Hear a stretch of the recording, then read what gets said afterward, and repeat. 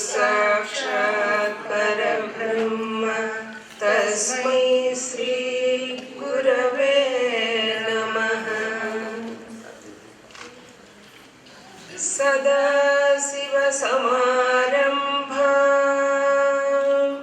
व्यासशङ्करमध्यमाम्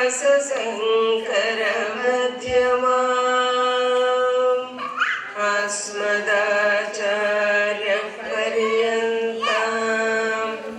वन्दे गुरुपरम्पराम्।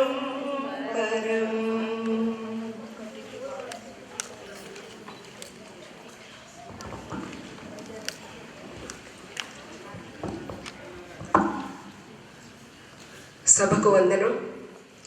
అందరూ దయచేసి అందరూ కూర్చోండి. గురు పౌర్ణమి శుభాకాంక్షలు.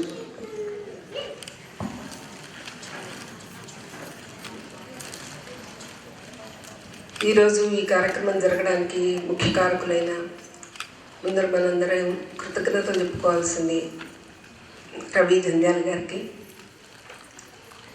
ఆ తర్వాత అడిగిన వెంటనే అనుగ్రహించిన గురువులు సామవేదం షణ్ముఖ శర్మ గారికి నమస్కారాలు చెప్పుకోవాలి. ఆ తర్వాత అడిగిన వెంటనే హెచ్ఎస్ఎన్సి వారు ఈ వసతిని ఏర్పాటు చేశారు. దానికి వారికి ధన్యవాదాలు తెలుపుకుంటూ ఈరోజు కార్యక్రమం ప్రారంభిద్దాం.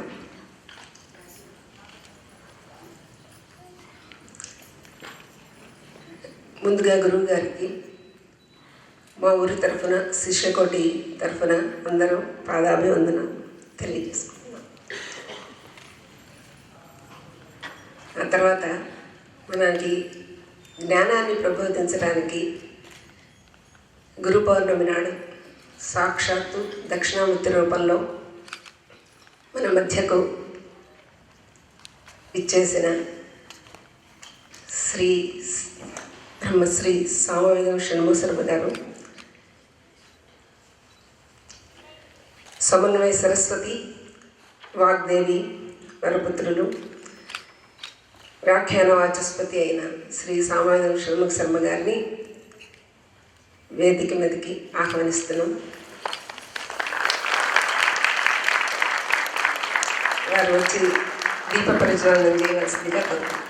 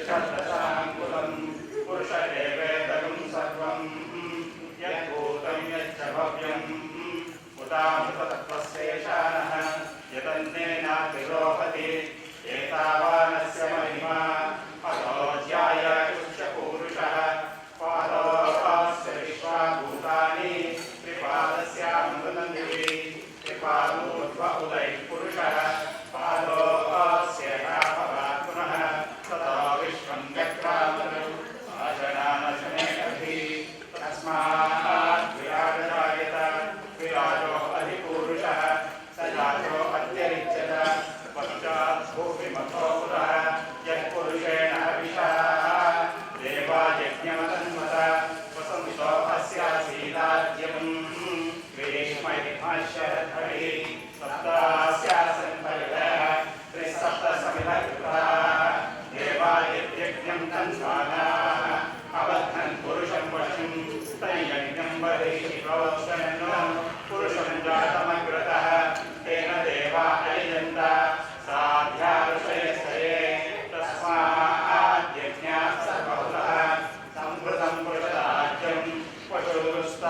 चक्रे वायुज्ञान आरण्यात् ग्राम्यात् तस्मात् यज्ञात् सर्वभूतः ऋचः सामानि जग्निरे छन्दागुंसि जग्निरे तस्मात् यजस्तस्मात् जायत तस्मादश्वा अजायन्त एके च भयातः गावो जग्निरे तस्मात् जाता अजापयः यत्पुरुषं यदधुः प्रतिघायजन्वयन् मुखं किमस्य कौ बाहुः काहुरूपादामुच्येते ब्राह्मणोऽस्य मुखमासीत् बाहुराजन्यकृतः पूर्वतलस्य यद्वैश्यः पद्भ्यां शूद्रो अजायत चन्द्रमा मनसो जातः चक्षुः सूर्यो अजायत मुखादिन्द्रश्चाग्निश्च प्राणात् वायुरजायत नाभ्यः आसीदन्तरिक्षं तीक्ष्णोद्यौ समवर्तत पद्भ्यां भूमिस्तोत्राः तथा लोकागम् अकल्पयन् वेदाहमेतं पुरुषं महान्तम् आदित्यवर्णं तमसस्तु पाले सर्वाणि रूपाणि विचित्यधीरः नामानि कृत्वा विवदनीयदास्ते धाता पुरस्ताद्यन्ताजहार चक्रप्रविद्वान् प्रतिदस्तरस्तः तमेवं विद्वानमृतयः भवति नान्यः पन्थः न विद्यते यज्ञेन यज्ञमयजन्त देवाः तानि धर्माणि प्रथमान्यासन् देहनाकं महिमानस्य दन्ते शिलपूर्वे साध्याः सन्ति देवाः विश्वकर्मणः समवर्तताधि तस्य त्वष्टा कृतरूपमेति तत्पुरुषस्य विश्वमाजानमग्रे वेदाहमेतं पुरुषं महात्मम् आदित्यवर्णं तमसः परस्तात् तमेवं विद्वानमृतयः भवति नान्यः पन्था विद्यते जनाय प्रजापतिश्च विगर्भेऽन्तः अजायमानो बहुधा विजायते तस्य धीराः परिजानन्ति योनिं मरीचीनां प्रकटिच्छन्ति वेदसः यो देवेभ्यः आतपति यो देवानां पुरोहितः पूर्वो यो देवेभ्यो जातः नमो ऋचाय ब्राह्मणे ऋचं ब्राह्मं जनेन्द्रः देव अग्रे तद्ब्रुवन् यस्वैवं ब्राह्मणो विद्यात् तस्य देवा असन्मते श्रीश्चरे लक्ष्मीश्च पत्न्यौ अहोरात्रे पार्श्वे नक्षत्राणि रूपम् अश्विनौ व्याप्तम् शिष्टं मनिषाणा अमुं मनिषाणा सर्वं मनिषाणा ॐ तस्मै रामणीमहे गातुं यज्ञाय गातुं यज्ञपतये दैवीये स्वस्तिरस्तु नः स्वस्तिर्मानुषेभ्यः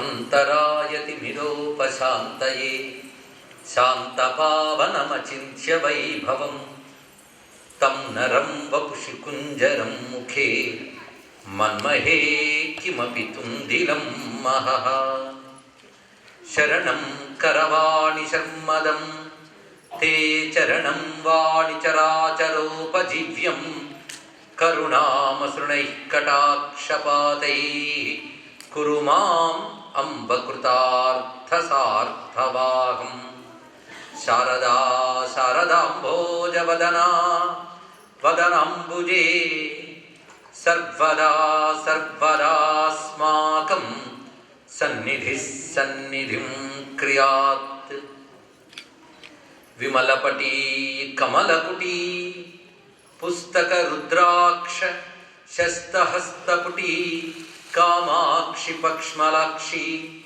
కలిత విపంచి విభాసి వైరించి వాగర్థావివ సంపృక్తౌ వాగర్థ ప్రతిపత్తయే జగతః పితరౌ వందే పార్వతీ పరమేశ్వరౌ గురవే సర్వలోకానాం భిషజే భవరోగిణాం నిధయే సర్వవిద్యానాం దక్షిణామూర్తయే నమః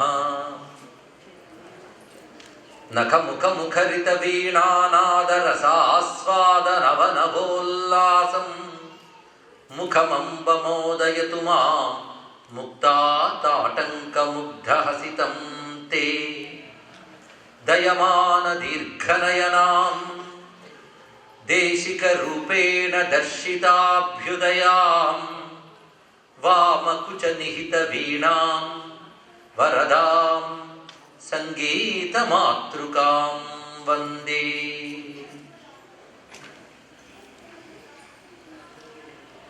నారాయణ సమారంభాం వ్యాసశంకరమధ్యమాం అస్మదాచార్యపర్యంతాం వందే గురుపరంపరాం శ్రీకాంతద్రుహిణోపి యస్య కరుణాలేశాగ్గతా గౌరవం తం సర్వాదిగురుం మనోజ్ఞవపుషం మందస్మితాలంకృతం చిన్ముద్రాంచిత ముగ్ధపాణినలినం చిత్తే శివం కుర్మహే చిత్తే శివం కుర్మహే శివాయ గురవే నమః శివాయ గురవే నమః శివాయ గురవే నమః శ్రీమాత్రే నమః శ్రీమాత్రే నమః శ్రీమాత్రే నమః శ్రీ విష్ణురూపాయ నమః శివాయ శ్రీ విష్ణురూపాయ నమః శివాయ శ్రీ విష్ణురూపాయ నమః శివాయ శ్రీకృష్ణ శరణం మమ నమో మహద్భ్యో ఋషిభ్యో గురుభ్యో నమః. పవిత్రమైన ఈ గురు పూర్ణిమ పర్వదివసంలో మళ్ళీ ఈ ర్యాలీ ప్రాంత వాసుల ముందు ఏడాదిన్నర తర్వాత అంటే సుమారు 2 ఏళ్ల తర్వాత మళ్ళీ కలుసుకున్నాం మనం. గతంలో ఇక్కడ శివపార్వతీ కళ్యాణ వైభవాన్ని చెప్పుకున్నటువంటి విషయం మీకు నాకు కూడా గుర్తున్నది. మళ్ళీ ఇప్పుడు అమ్మవారి యొక్క దివ్యత్వాన్ని ఆవిష్కరించుకోవడానికి మనం సిద్ధపడ్డాం. 4 రోజుల ప్రవచనంగా 4 రోజులు జగదంబ గురించి చెప్పుకోబోతున్నాం. అయితే గురు పూర్ణిమ సందర్భంగా అమ్మవారికి గురుమండల రూపిణి అనేటువంటి లలితా సహస్రనామాల్లో ఒక నామాన్ని తీసుకొని గురువుగా అమ్మవారిని వాళ్ళు దర్శించబోతున్నాం. ఈ గురు పూర్ణిమ, దీనికి మరొక పేరు వ్యాస పూర్ణిమ. ఇవి ఎందుకు ఏర్పడ్డాయి, ఎలా ఏర్పడ్డాయి కూడా మనకు కాస్త తెలుసుకోవాల్సిన అవసరం ఉన్నది. ఎందుకంటే ఆధ్యాత్మికత కూడా ఒక విధంగా కలి ప్రభావం చేత వివిధములైన కాలుష్యాలకు లోనవుతున్నటువంటి పరిస్థితులు ఉన్నాం. గురు సంస్కృతి కూడా ఒక విధంగా వ్యాపార సంస్కృతిగా మారిపోతుంది. ఏం చేయాలో ఏం చేయకూడదో తెలియని పరిస్థితి ఏర్పడుతున్నప్పుడు ఈ గురు పూర్ణిమ అనేది కూడా ఒక వికృతి రూపాన్ని అక్కడక్కడ తీసుకుంటుంది. ఇలాంటి సమయంలో అసలు గురు పూర్ణిమని ప్రత్యేకంగా ఈరోజు ఎందుకన్నారు? వ్యాస పూర్ణిమ యొక్క విశేషం ఏంటి? ఈరోజు వ్యాసులు వారు పుట్టారని కొందరు అనుకుంటూ ఉంటారు, కానీ దీనికి వ్యాస పుట్టికి ఏమీ సంబంధం లేదు. కానీ దీనికి వ్యాస పూర్ణిమ అనే పేరు మాత్రం ఉన్నది ఇక్కడ.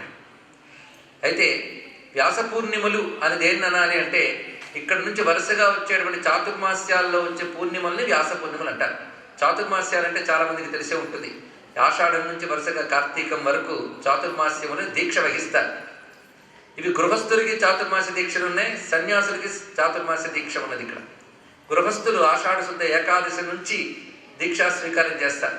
ఏం లేదు, కొన్ని ఆహార నియమాలు పాటిస్తూ భగవద్ ఆరాధన చేసుకుంటూ వాళ్ళ శరీరాన్ని మనస్సును పవిత్రం చేసుకోవడానికే వ్రతం యొక్క ప్రయోజనం అది ఇక్కడ. అటువంటి వ్రతం దీక్షగా తీసుకుని ఒక్కొక్క నెల ఒక్కొక్క పద్ధతిగా వారు జ్ఞాన సముపార్జన చేసుకుంటూ భగవద్ ఆరాధన చేసుకుంటారు గృహస్థులు. యతీశ్వరులు ఈ పూర్ణిమ నాడు వారు ప్రత్యేకంగా వ్యాస పూజ చేసి చాతుర్మాస్య వ్రతాన్ని ప్రారంభిస్తారు యతీశ్వరులు. ఆ కారణం చేతనే మనకి ఇక్కడ నుంచి ఆ యతీశ్వరులను మనం ఆరాధిస్తాం. యతీశ్వరుడు నిరంతరం సంచారం చేస్తుంటాడు, అందుకే పరమహంస పరివ్రాజక అని అంటాం మనం. పరివ్రాజకులు అంటే పరితః వ్రజతీతి పరివ్రాజక. సంచరిస్తూ వాళ్ళు ధర్మబోధ జ్ఞానబోధ చేస్తూ ఉన్నటువంటి వారు ఈ చాతుర్మాస్యాల్లో మాత్రం ఒకచోటే కదలకుండా ఉంటారు. దానికి అనేక రకాల కారణాలు చెప్తూ ఉంటారు. వర్షాది ప్రకృతి కారణాలు కూడా చెప్తారు, కొన్ని దివ్య కారణాలు కూడా ఉంటాయి. మొత్తానికి వాళ్ళు ఈ 4 నెలలు కదలకుండా ఒక్కచోట కూర్చొని నిరంతరం సమాజానికి ధర్మబోధ జ్ఞానబోధ చేస్తూ ఉంటారు. వారు తపశ్శక్తితో ఆ ప్రాంతమునంతటి పవిత్రం చేస్తూ ఉంటారు ఇక్కడ. అలాగా చాతుర్మాస్యములనేవి యతీశ్వరులు ప్రారంభిస్తారు.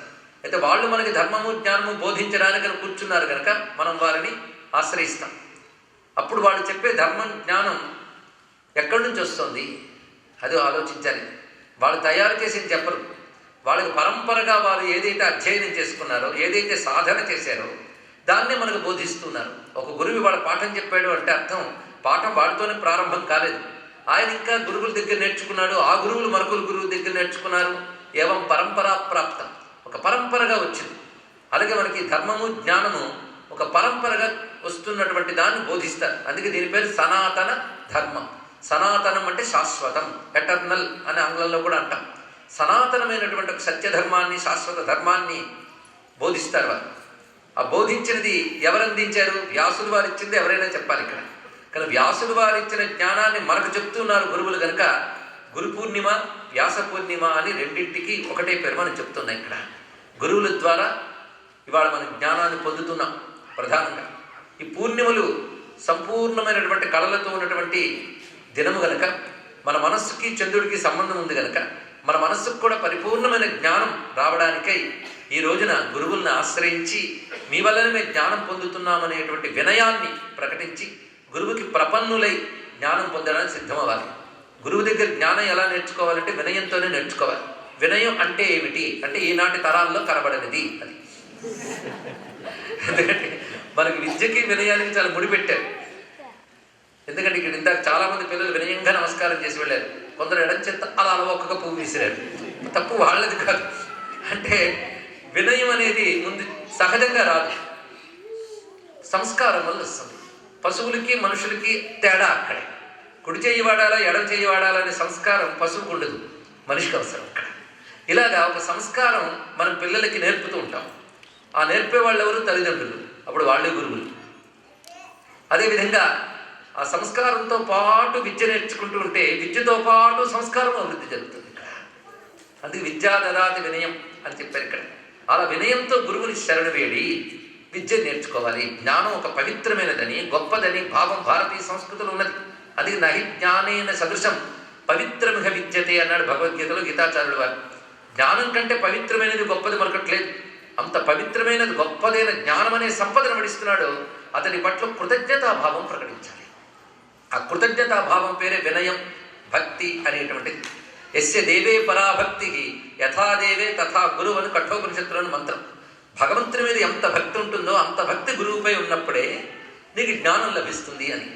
అది గురువు వద్ద శరణు పెడితే కానీ జ్ఞానం దొరకదు. తద్విద్ధి పరిపాతేన పరిప్రశ్నేన సేవయ ఉపదేక్షంతి తే జ్ఞానం జ్ఞానిన తత్వదర్శన అని.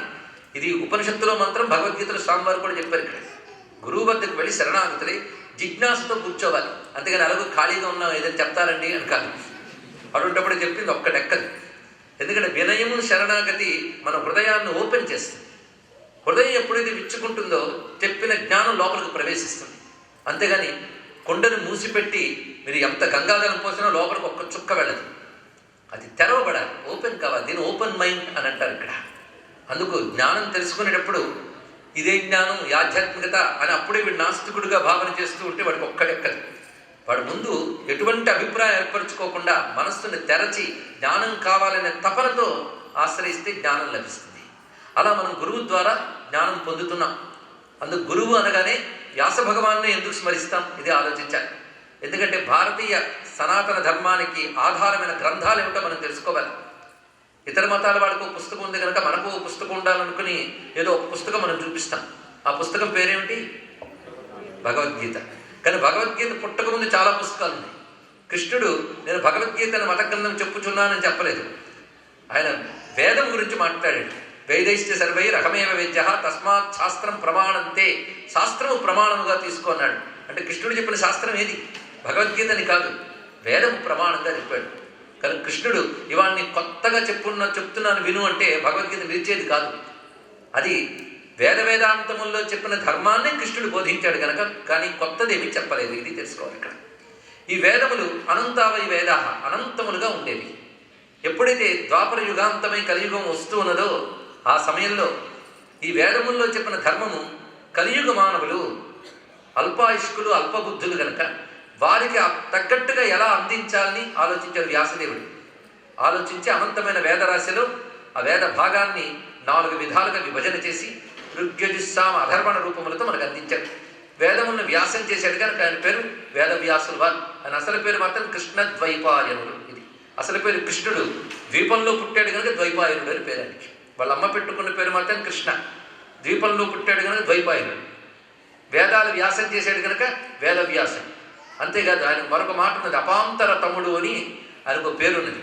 అపాంతర తమ్ముడు ఎవరు అంటే సృష్టికి పూర్వం బ్రహ్మగారి దగ్గర నుంచి వేదములు వెలువడినప్పుడు ఈ వేదములు ప్రపంచంలోకి అందించాలంటే ఏం చేయాలని బ్రహ్మ ఆలోచిస్తుంటే నారాయణుడు ప్రత్యక్షమై నా అంశతో ఒక మహాత్ముడు ఉద్భవిస్తాడు, ఆయన ఆయా కాలాలకు తగ్గట్టుగా ధర్మాన్ని అందిస్తూ ఉంటాడు.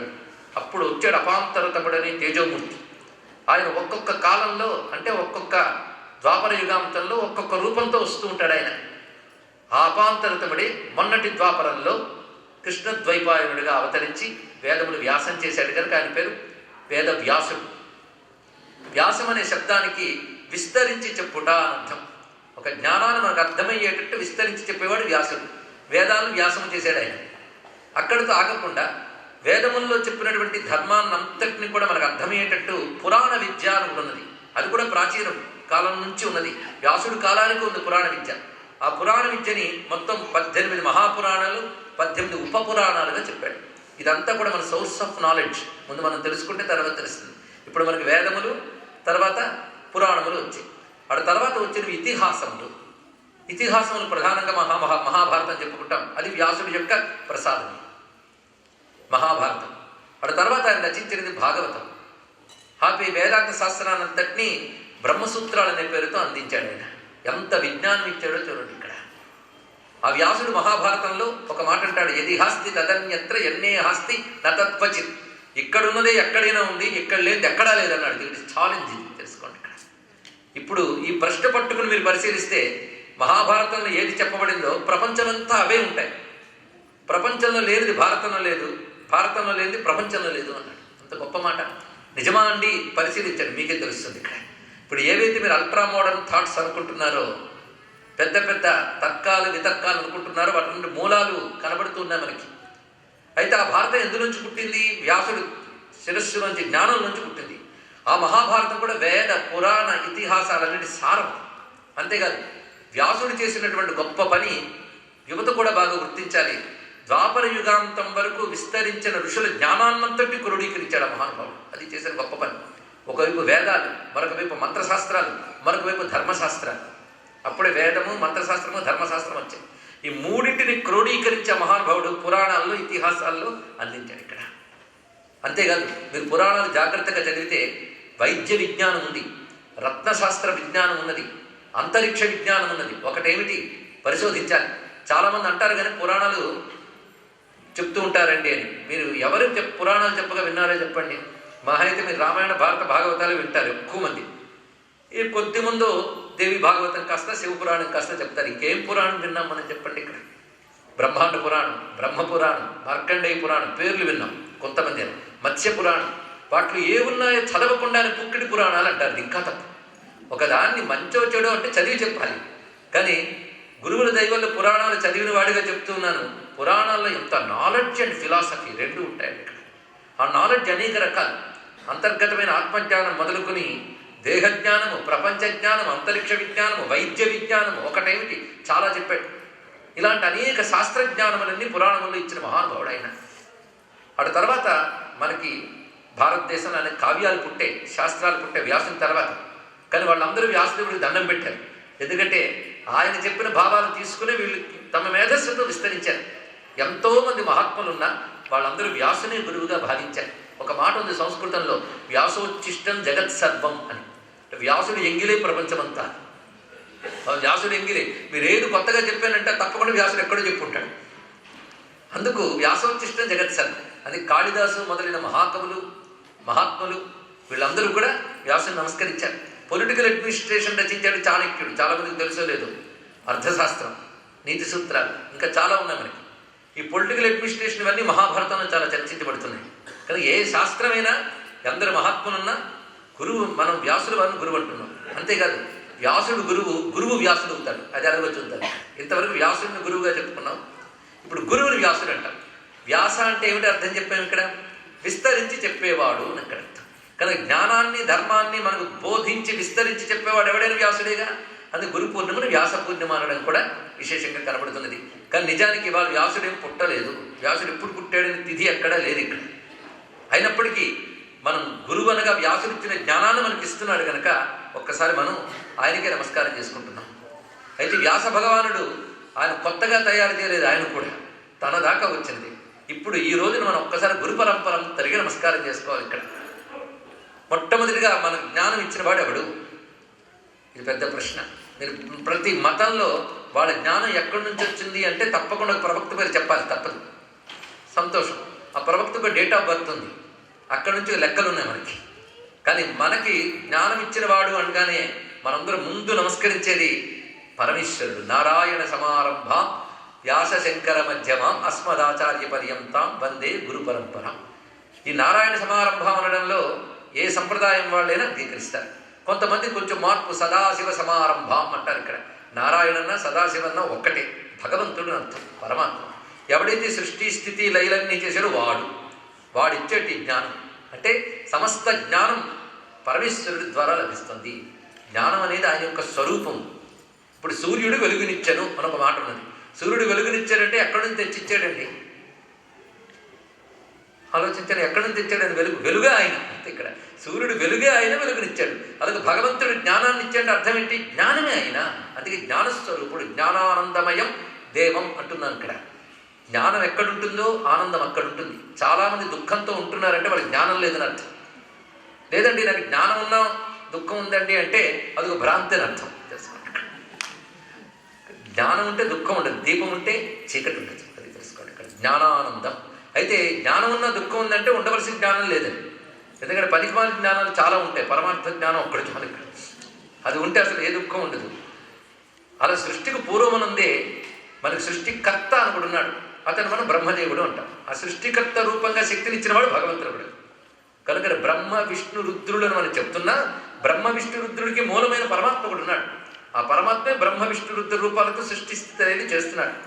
ఒకే పరమాత్మను సృష్టి చేసేటప్పుడు బ్రహ్మ అని, స్థితి చేసేటప్పుడు విష్ణువు అని, లయకారులకు రుద్రుడు అంటున్నాం. కానీ ముగ్గురు ఒకడే.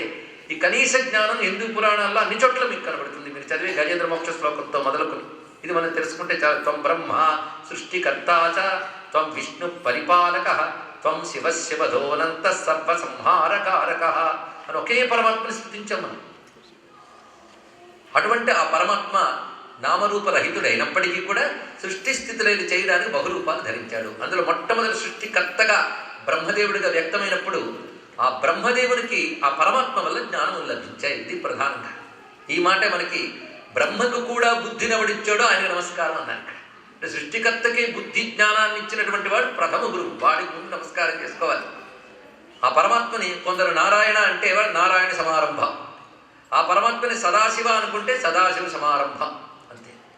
అదే అమ్మవారు అనుకున్నారనుకోండి గురుమండల రూపిణి, ఆవిడే నారాయణి, ఆవిడే సదాశివ. ఇది తెలుసుకోవాల్సింది.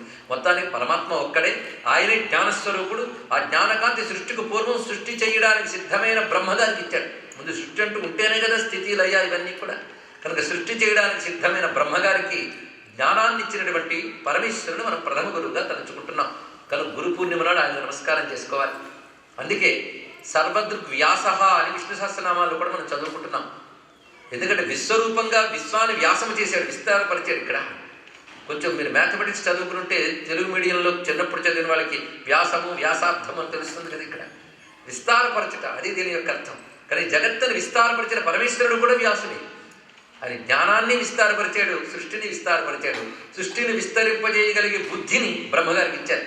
కనుక బ్రహ్మకి జ్ఞానాన్ని ఇచ్చిన పరమాత్మ ముందు నమస్కారం చేసుకోవాలి అని మనకు ఉపనిషత్తే ముందు చెప్తోంది ఈ మాటని.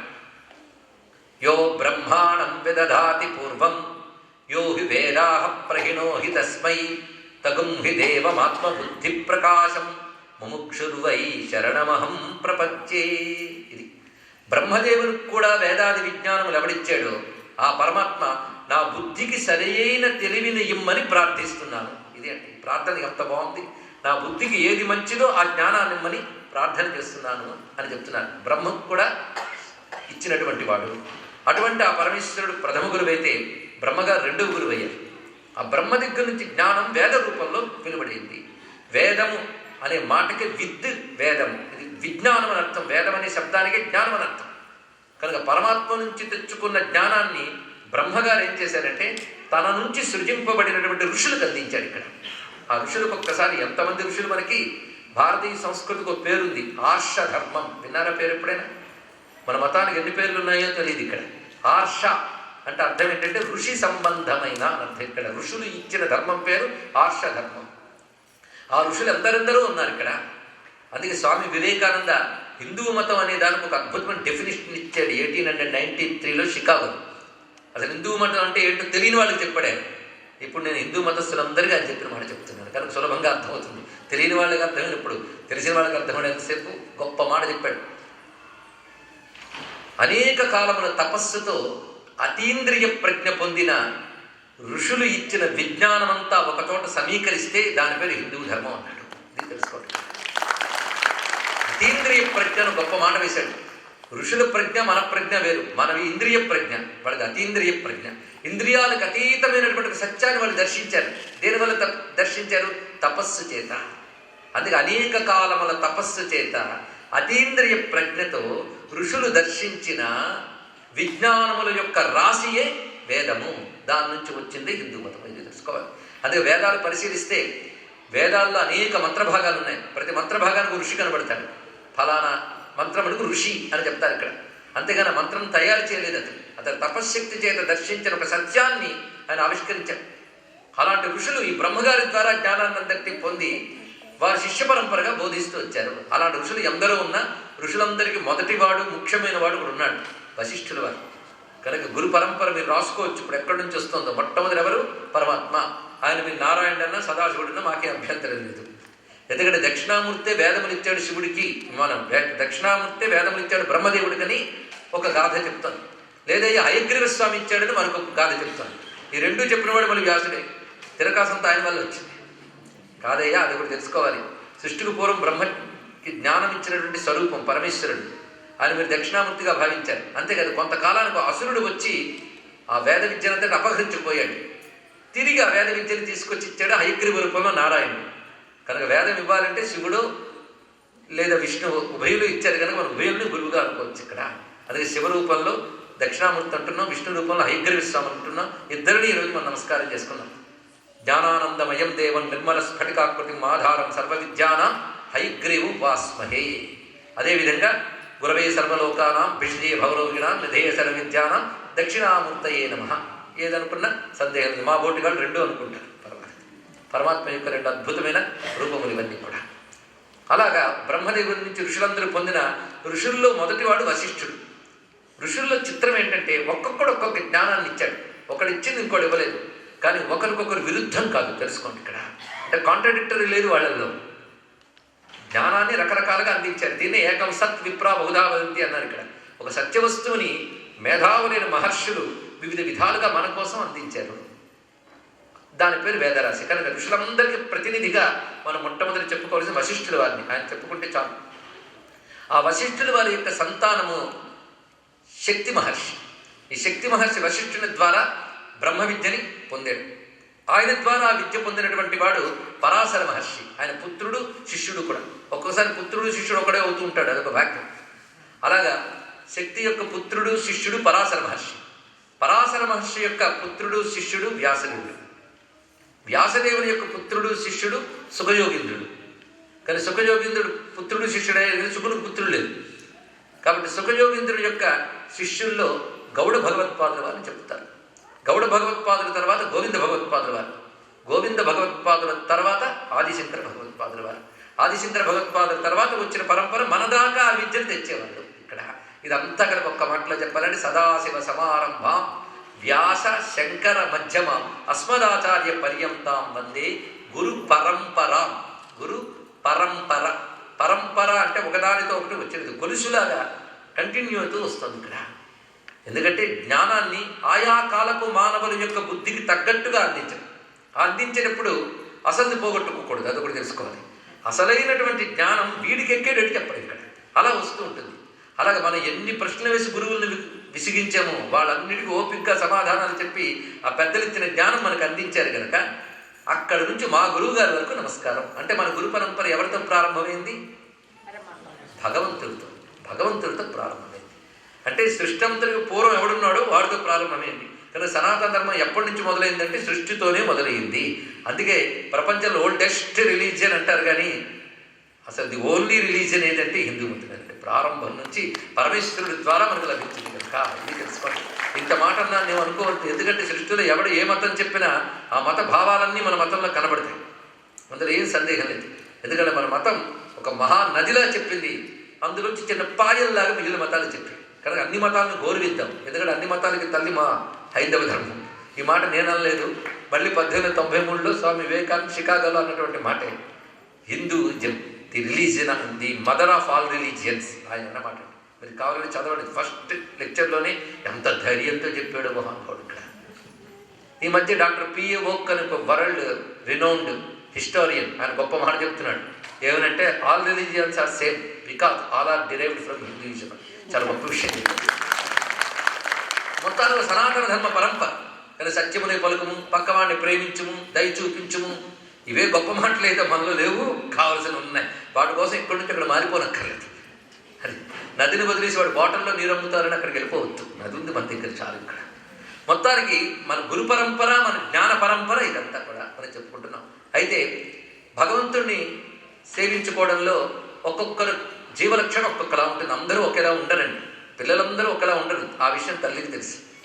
ఏ పిల్లాడికి ఏం పెట్టాలో తెలుసు, ఎవడికి ఏది రచ్చుతుందో తెలుసు, ఎవడికి ఏది ఒంటికి పడదో తెలుసు. ఆ తల్లి ఒకడికి మజ్జిగ పడదు, అలాగే మజ్జిగ దోషము అని ఉపన్యాసం వాడు చెప్పకూడదు, వాడు ఒంటికి పడదు అంతే. ఇక్కడ అప్పుడు వాడికి ఒకలా వండుతుంది, ఇంకో పిల్లాడికి ఇంకోలా వండుతుంది. తల్లి పిల్లలు ఎంతోమంది ఉన్నప్పుడు వారికి తగ్గట్టుగా ఎలా ఇస్తుందో మన జ్ఞానం కూడా రకరకాల జీవలక్షణాలు ఉన్న వారికి రకరకాల పద్ధతులతో నేర్పుతోంది. ఒకరికి సంకీర్తన, ఒకరికి ధ్యానం, ఒకరికి యోగం, ఒకరికి మౌనం, ఒకరికి వచనం, ఒకరికి పూజ. ఏమిటి ఎన్ని మార్గాలు ఉన్నాయి మన మతంలో తెలుసుకోండి. పూజా పునస్కారాలు మనలోనే కనబడతాయి. విగ్రహాలను పూజించడం, ధ్యానం చేసుకుని హృదయంలోనే భగవంతుని ధ్యానించడం మనమే చెప్తాం. మనకి ఎవడో కొత్తగా చెప్పక్కర్లేదు. ఇక్కడ విగ్రహాలు లేకపోయినా ఎక్కడున్న భగవంతుని తలుచుకోవచ్చు. హృదయంలో యోగి ఉద్యానగమ్యం, అది మనమే చెప్తాం. అందుకే పూజ ఉంది, ధ్యానము ఉంది, సంకీర్తన ఉంది. అదేవిధంగా మౌనంతో ఆత్మవిచారణ చేయడం ఉంది, యోగము ఉంది. ఒకటేమిటి ఇన్ని కూడా వ్యాసులు వారు మనకి వేద పురాణ ఇతిహాసాల ద్వారా అందించినటువంటివే ఇక్కడ. అందుకే ఏ మార్గంలోనైనా వ్యాసుడి ద్వారా జ్ఞానం పొందుతున్నాం. మనకి మన మనస్సుకి ఏది తృప్తి కలుగుతుందో ఆ మార్గాన్ని మనం ఎంచుకుంటున్నాం. అలా ఒకరు భగవంతుని ఒక రూపంలో పూజిస్తే ఇంకొకరు ఇంకో రూపంలో పూజిస్తున్నారు. కానీ ఒకరు ఒక పద్ధతిలో ఉన్నప్పుడు ఇంకో పద్ధతిని ఎప్పుడు నిందించరాదు. ఇది ఒకటి మాత్రం గుర్తుపెట్టుకోవాలి. వారికి తగ్గట్టుగా వారికి అది తృప్తిగా ఉంది. దీన్ని బట్టి మన హిందూ మతంలో అనేకమైన పద్ధతులు కనబడడానికి కారణం ఏంటంటే అనేక రకాల మనస్తత్వాల వారు ఉంటారు కనుక అనేక రకాల పద్ధతుల్లో జ్ఞానాన్ని మనవాడు బోధించారు. ఇంత తెలుసుకుంటూ భగవంతుడి గురించి ఎన్ని రకాలు చెప్పాలో అన్నీ చెప్పేశారు. ఎప్పుడో కొత్తగా ఇంకొకటికి మిగల్చలేదు భారతీయ ఋషులు. తెలుసుకోండి, భగవంతుడికి ఆకారరహితుడు అంటారా? అది మేమే చెప్తాం. మీరు చదివే లలితా శాస్త్రంలోనే నిరాకార నిరాకుల ఉంది. దానికి ముందు కొంచెం వెళితే అమ్మవారి ఆకారం అంతా వర్ణించారు. కనుక ఆకారం లేదని మనమే చెప్తాం, ఆకారం ఉందని మనమే చెప్తాం. భగవంతుడు ఏకం, అది మనమే చెప్తాం. కొందరు అంటుంటారు దేవుడు ఒక్కడేనండి, ప్రపంచానికి దేవుడు ఒక్కడేనండి అంటారు. కానీ మనమేం చెప్తామంటే ప్రపంచమంతా దేవుడేనండి అంటాం. ఇది తెలుసుకోండి, రెండింటికి చాలా తేడా ఉంది. వన్ గాడ్ కాదు, ఓన్లీ గాడ్. తెలుసుకోండి, ఇక్కడ ప్రపంచమంతా ఓన్లీ గాడ్ అంతే. ఇక్కడ ప్రపంచానికి వన్ గాడ్ కాదు, ప్రపంచం ఓన్లీ గాడ్. ఇది తెలుసుకోండి. విశ్వమే విశ్వేశ్వరుడు, ఈశావాస్యమిదం సర్వం అని చెప్తూ విశ్వం విష్ణువు వశంకార అని ప్రారంభించిన తత్వంలో ఎంత విస్తారమైన భావం కనబడుతోంది. కనుక భగవంతుని ఎన్ని రకాలు చెప్పాలి, నువ్వు ఎన్ని రకాలుగా ఆయన కొలుచుకోవాలో అన్ని పద్ధతులు ఏర్పరిచారు. సులభంగా తరించిపోయే మార్గాలెన్నో ఇచ్చారు. ఇంత పరంపర మన గురువుల ద్వారా లభిస్తుంది. ఇక్కడ అలాంటి గురువులందరికీ మనం నమస్కారం చేసుకోవడానికి ఇది ఒక అవకాశం. ఇన్ని గురువులు చెప్పినటువంటి మాటలు ఏ గురువు నీకు చెప్తున్నాడో వాడికి వాళ్ళు నమస్కారం చేసుకుంటావు. కనుక నీకు జ్ఞానం ఇచ్చిన గురువు నువ్వు నమస్కరిస్తూ అతడితో నమస్కరించడం ద్వారా ఇంతమంది నమస్కరిస్తున్నాను. ఇది తెలుసుకోవాలి ఇక్కడ. అది తెలుసుకోవాలి గురువు కూడా.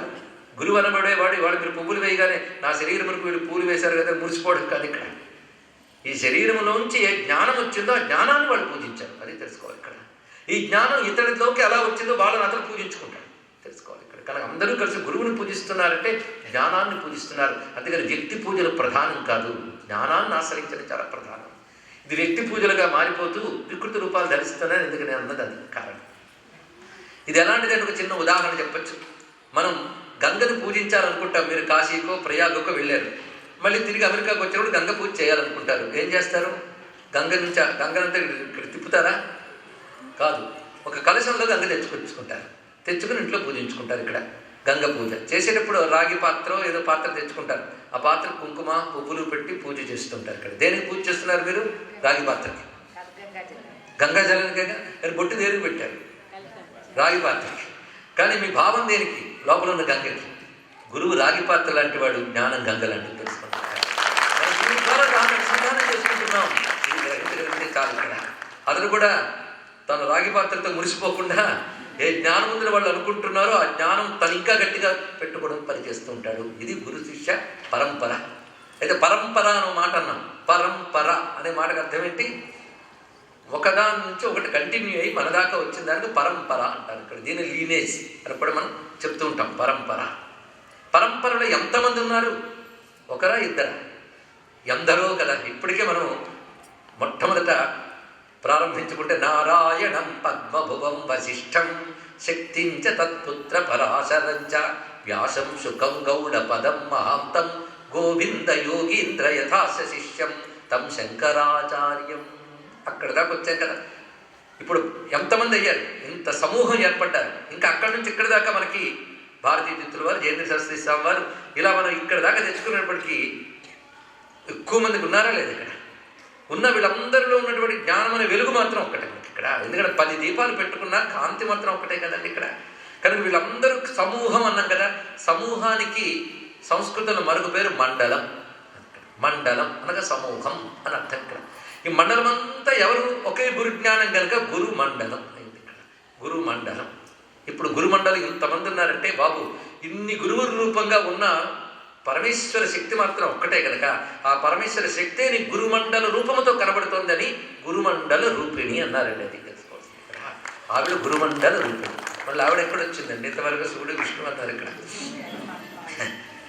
ఆవిడికి వీళ్ళకి ఏమీ తేడా లేదండి. మీరు లలితా శాస్త్రం చదువుతున్నారు కనుక శివుడికి స్త్రీలింగం చేస్తే శివ, నారాయణుడికి స్త్రీలింగం చేస్తే నారాయణి, బ్రహ్మ బ్రాహ్మీ, ఇంద్ర ఐంద్రి, వరుణ వారుణి, అగ్ని ఆగ్నేయి. సామవేదంలో మంత్రం కూడా ఉంది ఇక్కడ. ఇలా మీరు చూస్తూ ఉంటే భగవంతుడిని ఎవరినైతే మీరు అనుకుంటున్నారో ఆయన యొక్క శక్తినే భగవతి అంటున్నారు. అందుకే వాడి పేర్లు ఏం మానలేదు. ఆయన భగవంతుడు, ఇప్పుడు భగవతి. నువ్వు పురుష రూపంలో అంటే భగవంతుడు అంటావు, స్త్రీ రూపంలో అంటే భగవతి అంటావు. కానీ వాడు స్త్రీ కాదు, పురుషుడు కాదు. గొప్ప విషయం ఇక్కడ చూడండి. భగవంతుడు స్త్రీ కాదు, పురుషుడు కాదు. ఆ రహస్యం మనకి శాస్త్రమే చెప్తోంది ఇక్కడ. అందుకే పుంరూపం వా స్మరేద్దేవి స్త్రీ రూపం వా విచింతయేత్ అథవా నిష్కళాం ధ్యాయేత్ సచ్చిదానంద లక్షణం. భగవంతుడు అంటే ఏంటో ఇంత క్లియర్ కట్ డెఫినిషన్ ప్రపంచంలో ఎవరు ఇవ్వలేదండి. ఇక్కడ భగవంతుడు ఎప్పుడు ఉండేవాడు, ఎవర్ ఎగ్జిస్టెన్స్ అని కేవలం చైతన్య స్వరూపుడు, కాన్షియస్నెస్, చిత్. ఆయన ఎప్పుడు ఆనందం, బ్లిస్. ఇది ఇక్కడ ఎగ్జిస్టెన్స్, కాన్షియస్నెస్, బ్లిస్, ఈ మూడే భగవంతుడు. అది ఎవరు ఎప్పుడు ఉంటుంది ఇక్కడ. అదే భగవంతుడు. ఎంత చక్కని నిర్వచనం. ఆ భగవంతుడు నువ్వు పురుష రూపంలో ధ్యానించుకో, స్త్రీ రూపంలో ధ్యానించుకో, అసలు ఏ రూపం లేకుండా ధ్యానించుకో, నీ ఇష్టం. అది ఇక్కడ ఎలాగైనా పట్టుకున్నది మాత్రం ఒకటే అని తెలుసుకో. ఇది తెలుసుకుని మీరు ఎలాగైనా ధ్యానించుకోవచ్చు. అప్పుడు నారాయణుని యొక్క జ్ఞానరూపిణైన శక్తి ఒకటి ఉంది కదా. భగవంతుడు నీకేమి వరం కావాలన్న భక్త అని అడిగాడు అనుకోండి, ముందు ఆయనకి చెయ్యెత్తడానికి శక్తి కావాలి, తర్వాత వరం ఏమి కావాలని అడగడానికి శక్తి కావాలి, వరం ఇవ్వడానికి శక్తి కావాలి. కనుక భగవంతుడైన శక్తి, ఈ శక్తి ఆయనకి వేరుగా ఎక్కడ ఉండదు, శక్తి ఆయన కలిసి ఉంటాయి. ఇది తెలుసుకోవాలి. ఇక్కడ మనం గతసారి పార్వతీ కళ్యాణం చెప్పినప్పుడు కూడా చెప్పుకున్నాం, జ్యోతి కాంతి కలిసే ఉంటాయి, ఈశ్వరుడు ఈశ్వర శక్తి కలిసే ఉంటాయి అని. ఈశ్వరునికి ఎన్ని పేర్లు అవే స్త్రీలింగంలో అమ్మవారికి చెప్పుకున్నాం ఇక్కడ. అలాంటి అమ్మవారిని గురుమండల రూపిణి అని చెప్పారు ఇక్కడ. కాబట్టి ఇంత గురువుల్ని కలిపి మీరు ఒక్కటే విషయంగా దర్శిస్తున్నారు, ఏకంగా దర్శిస్తున్నారు. ఆ ఏకం భగవత్తత్వం. ఆ భగవత్తత్వం గురుమండల రూపిణి. ఈ గురుమండల రూపిణి ఆ తల్లిని మనం ఆశ్రయిస్తే, అంటే భగవంతుని శరణని ఆశ్రయిస్తే మన బుద్ధికి సరి అయిన జ్ఞానం భగవంతుని అందిస్తాడు. ఇది తెలుసుకోవాలి ఇక్కడ. అందుకే భారతీయ సంస్కృతిలో ప్రార్థన ఒక్కటే.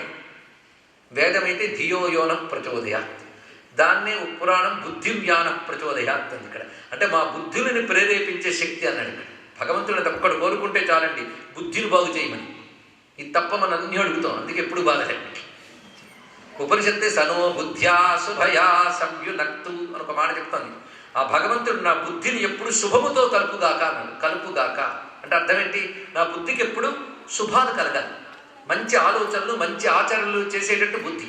ఎందుకంటే ఒక్కసారి తీసుకున్న నిర్ణయంలో పొరపాటు జీవితాంతం దుఃఖింపజేస్తూ ఉంటుంది ఇక్కడ. అందుకు నా బుద్ధికి సరైన నిర్ణయం ఏంటో భగవంతుని స్ఫురింపజేయాలి. మనకేంటండి నాకు అన్నీ తెలుసండి అనుకుంటాం, తర్వాత తెలుస్తుంది అప్పట్లో ఏం తెలియలేదండి అని. కానీ మన బుద్ధికి సరైనటువంటిది ఏదో మనకు తెలియదు, వెనక నడిపే గైడింగ్ ఫోర్స్ ఉండాలి. అందుకే ఆ భగవంతుడిని ఒక్కొక్క రకంగా ఒక్కొక్కరు ఆశ్రయిస్తారు. త్వమేవ మాతాచ, తల్లి భగవంతుడు. ఎందుకంటే మనల్ని అందరినీ సృష్టించిన వాడు కనుక. తండ్రి భగవంతుడు, మనల్ని పోషిస్తున్నాడు కనుక. అన్నిటికంటే గురువు భగవంతుడు అనండి ఇక్కడ. అంటే మనకు జ్ఞానం ఇవ్వాలంటే ఇక్కడ. అందుకే ఆ భగవంతుడినే మీరు గురువుగా పూజించాలి ఇక్కడ. ఆ భావం ఫోకస్ చేస్తే భగవంతుడి మీద ఆయన మీరు గురువు అయిపోతాడు. తెలుసుకోవచ్చు ఇక్కడ. ఎందుకంటే మీరు తల్లిని ఏది అడిగితే అది ఇస్తుంది. ఆకలిస్తుందంటే అన్నం పెడుతుంది, డబ్బు కావాలంటే డబ్బు ఇస్తుంది, అంతే కదండి ఇక్కడ. అలాగే మీరు భగవంతుడిని గురువు అని నమస్కరించడం నేర్చుకోగలిగితే భగవంతుడు మనకు తప్పకుండా జ్ఞానాన్ని ప్రసాదిస్తాడు.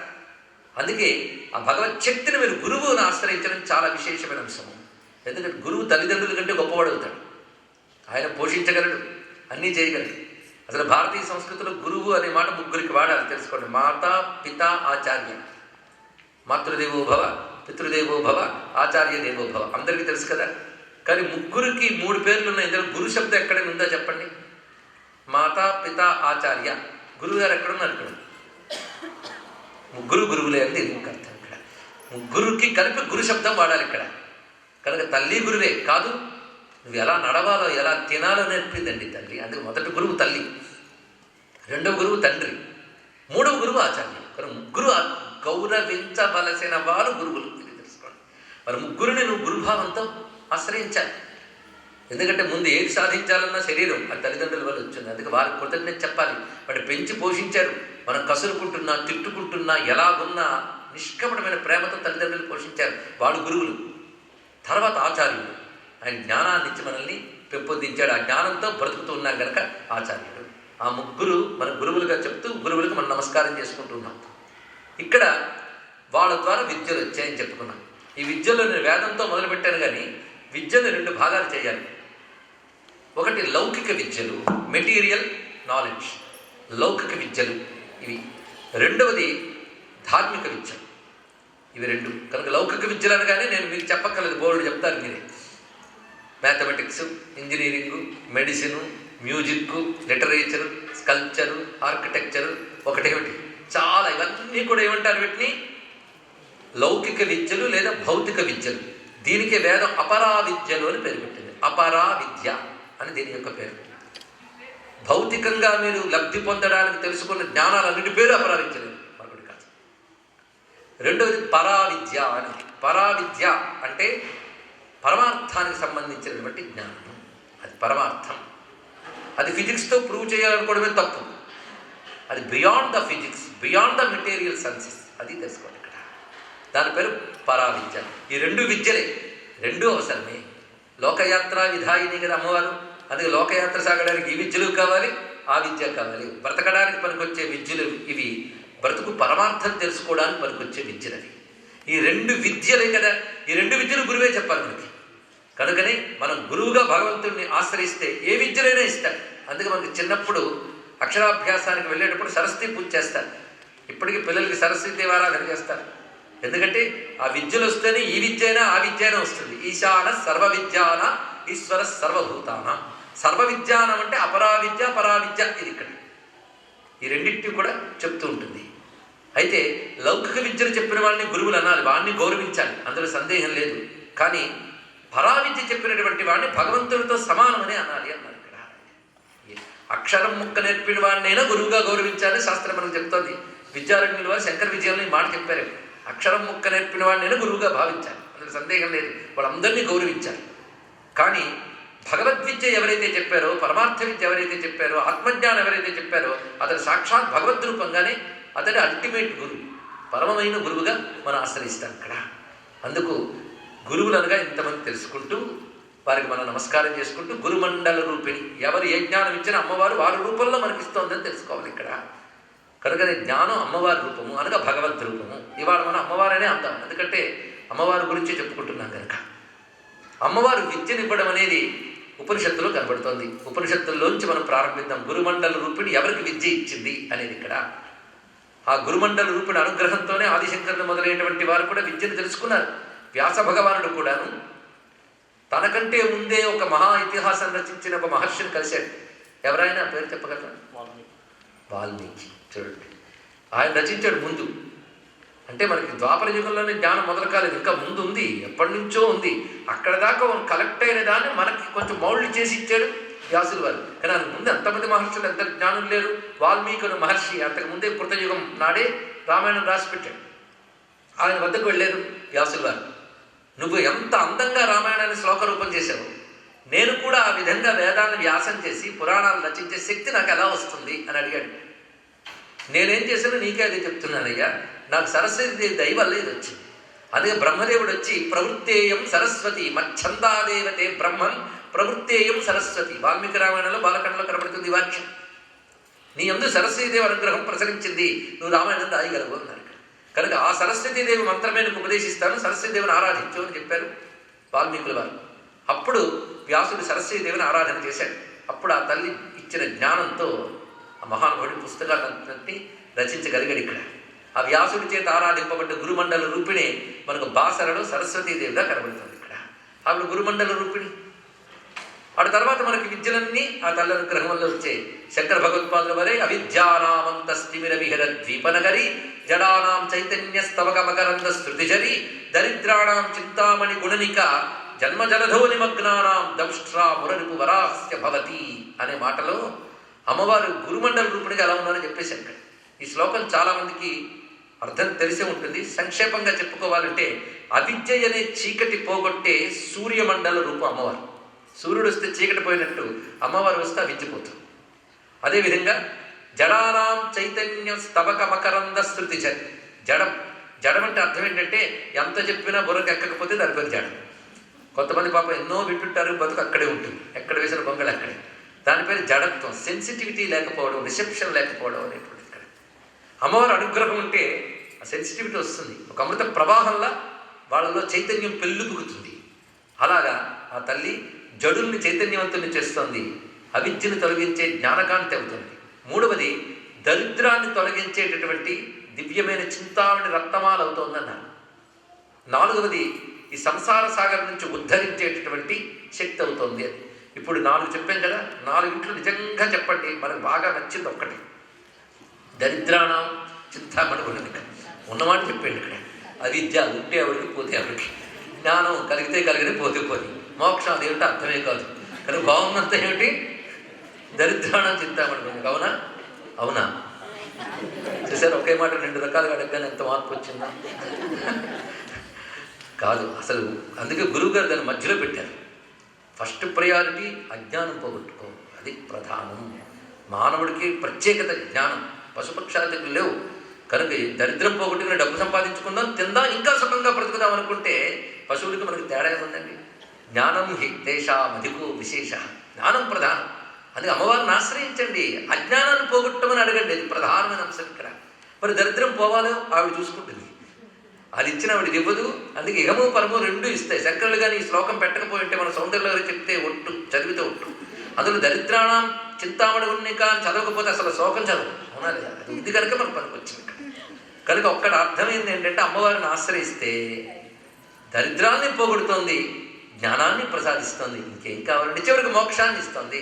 కనుక బ్రతుకు చక్కగా నడవడానికి కావలసింది సంపద, అదేవిధంగా తెలివితేటలు, 3వది మోక్షం. 3 ఇస్తుంది, ఇంకేం కావాలండి? ఇక్కడ తెలివితేటలు ఉన్నప్పుడు ఐహికమైన తెలివితేటలు, పారమార్థికమైన తెలివితేటలు 2 ప్రసాదిస్తుంది. ఎందుకంటే సర్వ విద్యల తల్లి ఆ జగదంబ. అందుకు జగన్మాత ఎక్కడైనా బుద్ధిలో తేడా వస్తే బుద్ధి చెప్తుంది ఇక్కడ. ఇది ఇంతవరకు మనం అమ్మవారు జ్ఞానరూపిణిగా మనల్ని అనుగ్రహిస్తున్నారు గనకనే ఆ తల్లిని సరస్వతిని, వాగ్దేవని, బ్రాహ్మి అని, శ్యామలని, లలిత అని, లక్ష్మి అని, దుర్గని ఇన్ని పేర్లతో మనం పిలుస్తున్న ఆ తల్లి కేవలం మనం అనుగ్రహించి ఈ శ్లోకంలో చెప్పిన 4 ఇవ్వడానికి వచ్చింది ఆ తల్లి ఇక్కడ. ఇది తెలుసుకుని నమస్కారం చేసుకోవాలి. ఈ తల్లి వైభవం ఎక్కడ చెప్పబడింది అంటే శృతీనాం మూర్ధానం, అంతే కదా, అక్కడ చెప్పబడింది. శృతి సీమంత సింధూరీకృత పాదాబ్జ ధూళిక సకలాగమ సందోహ సుక్తి సంపుట మౌక్తిక ఆవిడ. అందుకు సమస్తమైన ఉపనిషత్తుల యందు, వేదాల యందు ఆ తల్లి చెప్పబడుతుంది ఇక్కడ. అలా వేదాల్లో ఎక్కడ ఆ తల్లి ఎలా చెప్పింది, ఎవరికి బుద్ధి ఎలా చెప్పిందో తెలుసుకుంటే మనం బుద్ధి తెచ్చుకుంటాం, అవునా లేదా? టీచర్ గారు ఒకరిని గట్టిగా కొడితే మిగిలిన పాఠం క్లాస్ అంతా జాగ్రత్తగా ఉంటుంది, అవునా లేదు? అందులో ఎవడైతే ఇంటెలిజెంట్ క్లెవర్ అనుకుంటామో వాడినే కొట్టే అనుకోండి, మిగిలిన వాళ్ళు ఇంకా బుద్ధిగా ఉంటారు. అందుకే మనకంటే పెద్దవాళ్ళకి పాఠం చెప్తే మనకు పాఠం నేర్చుకున్నట్టు అవుతుంది ఇక్కడ. అది అలా ఒక పెద్దవాళ్ళకి పాఠం చెప్పిన కథ ఒకటి పురాణంలో ఉంది. అదే కథకు మూలం వేదంలో కనబడుతుంది. ఆ వేదంలోని కథ ఈరోజు చెప్పుకుందాం. గురుమండల రూపేణ ఆవిర్భవించబోతోంది వాడు ఇక్కడ. అది చాలా రమ్యమైన కథ అని చెప్తోంది. ఇది కూడా సామవేదానికి సంబంధించి కేనోపనిషత్తులో ఈ కథ ప్రస్తావన కనబడుతోంది. ఈ కథని మరింత రమ్యంగా శివపురాణం, దేవి భాగవతం కూడా మనకు అందించాయి. ఎందుకంటే వేదాల్లో ఉన్నది పురాణాల్లో ఉందని చెప్పాం కదా, అక్కడ ఉన్నదాన్ని అందిస్తున్నాయి. ఈ కథ చాలా చిత్రంగా ఉంటుంది, పిల్లలకు కూడా చాలా ముఖ్యంగా ఉంటుంది ఇక్కడ. ఒకసారి దేవతలందరూ కలిసి రాక్షస సంహారం చేశారు ఇక్కడ. ఎందుకంటే రాక్షసులు దేవతలు ఇద్దరికి కొంచెం తేడా తెలియాలి కదా. దేవతలంటే వాళ్ళకున్న శక్తులన్నిటితో లోకానికి మంచి చేసేవారు దేవతలు. వాళ్ళకున్న శక్తి చాలక తపశ్శక్తి కూడా తెచ్చుకుని లోకానికి కీడు చేసేవాళ్ళు రాక్షసులు. తెలుసుకుంటే చాలు. కీడు చేసేవాళ్ళు నశింపబడాలి, మేలు చేసేవాళ్ళు రక్షింపబడాలి. భగవంతుడు ఏర్పరిచిన వ్యవస్థ. ఈ దేవతలు భగవంతుడు ఇచ్చిన శక్తితో అసుర శక్తిని నిగ్రహిస్తారు.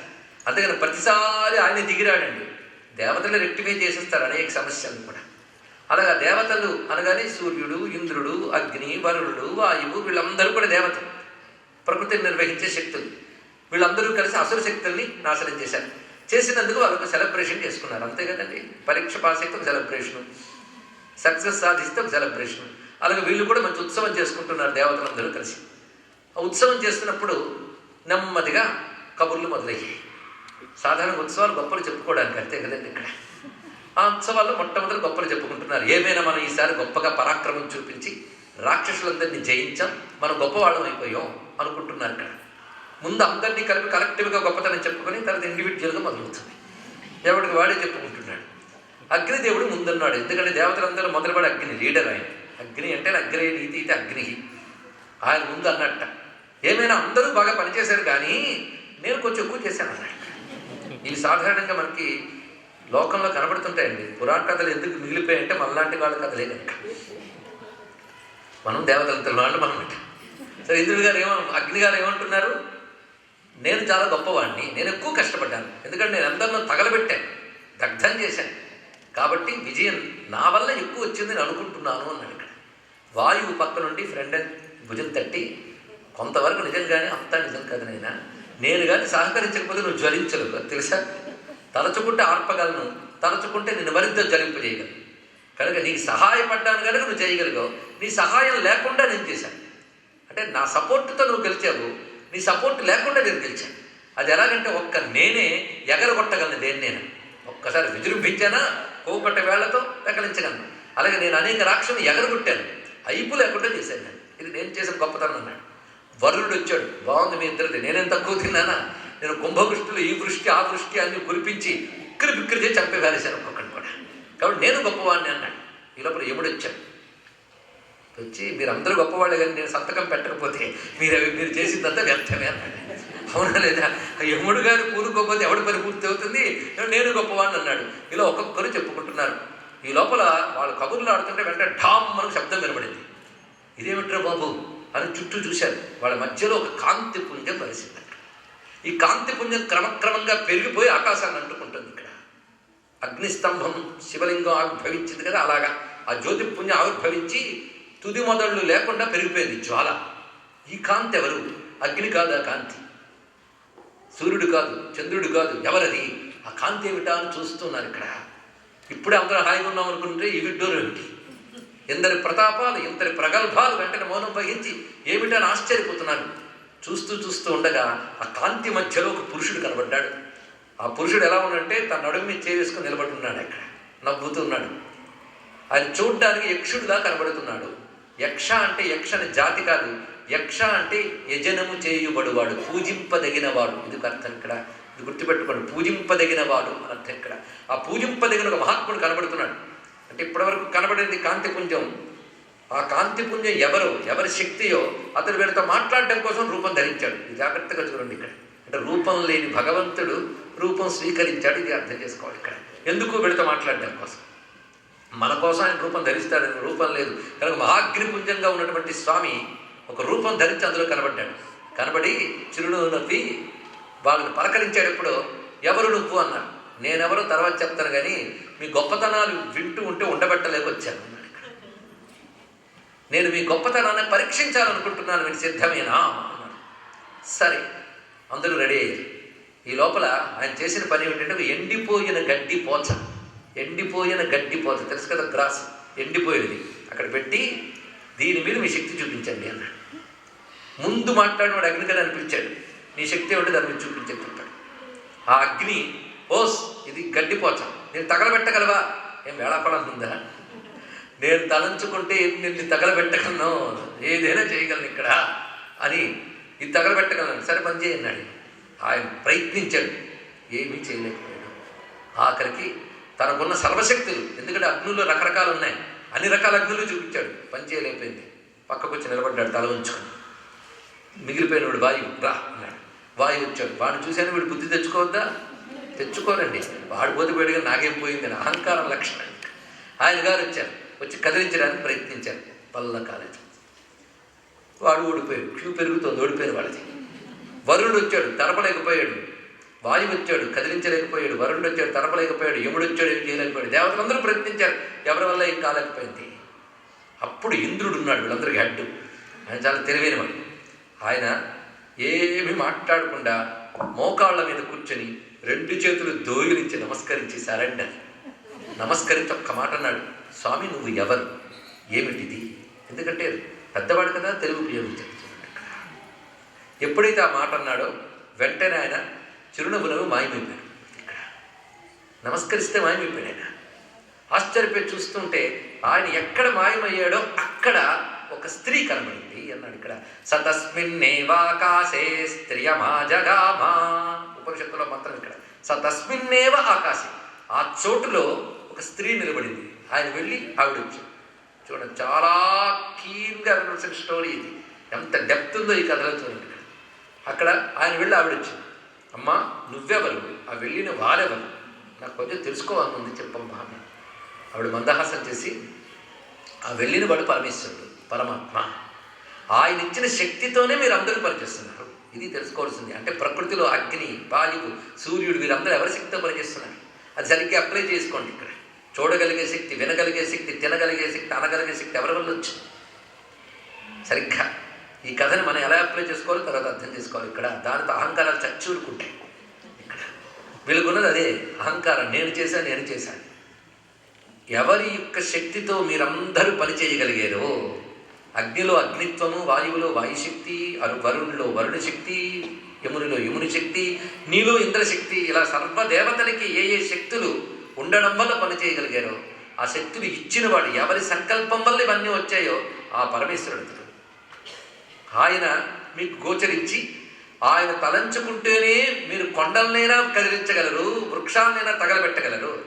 ఆయన కానీ ఇంకోలా తలంచుకుంటే మీరు గడ్డిపోచను కూడా కదిలించారని చెప్పడానికి వచ్చాడు. ఇది తెలుసుకోండి. ఇక్కడ భగవద్ అనుగ్రహం ఉంటే ఏదైనా నిర్వహించగలం, ఆయన అనుగ్రహం లేకపోతే ఇసుమంతా కూడా చేయలేము.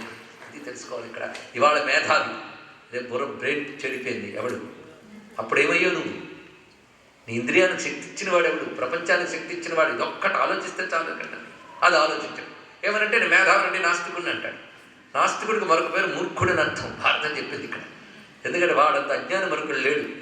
మొత్తానికి ఇప్పుడు చెప్పినది ఏంటి? ఎవరు ఇచ్చిన శక్తి వల్ల మీరంతా పనిచేశారో ఆయన కానీ సంకల్పించుకుంటే మీ శక్తి మరి పనిచేయదు. అంతమంది రాక్షసులను తగలబెట్టాను గొప్పగా చెప్పారు, గడ్డిపోచనం చేయలేకపోయారు. ఒక స్థితిలో ప్రపంచాన్ని అల్లల్లాడించిన మేధావి ఒక స్థితిలో ఏమీ చేత కానివాడైపోతాడు.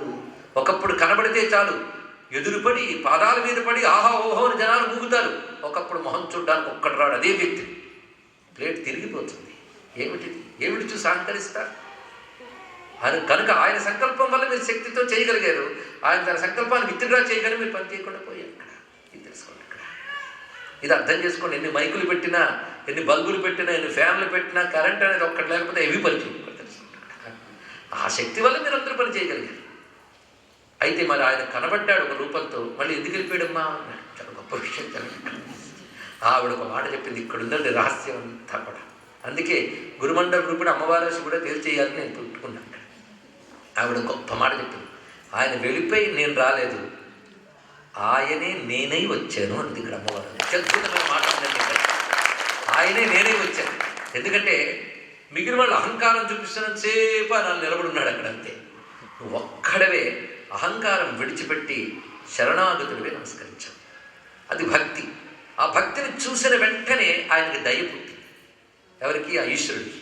ఆయనకి దయ పుడితే నేను అయిపోతాను. కనుక నేనెవరు? ఆయన యొక్క దయ యొక్క రూపాన్ని. ఆయన దయనే నేను అందండి. ఎందుకు వచ్చాను అంటే నాయన ఒక్క మాట, అహంకారం ప్రవేశిస్తే అమరులైన అసురులైపోతారు. ఇది తెలుసుకో. ఒకటే మాట ఇక్కడ.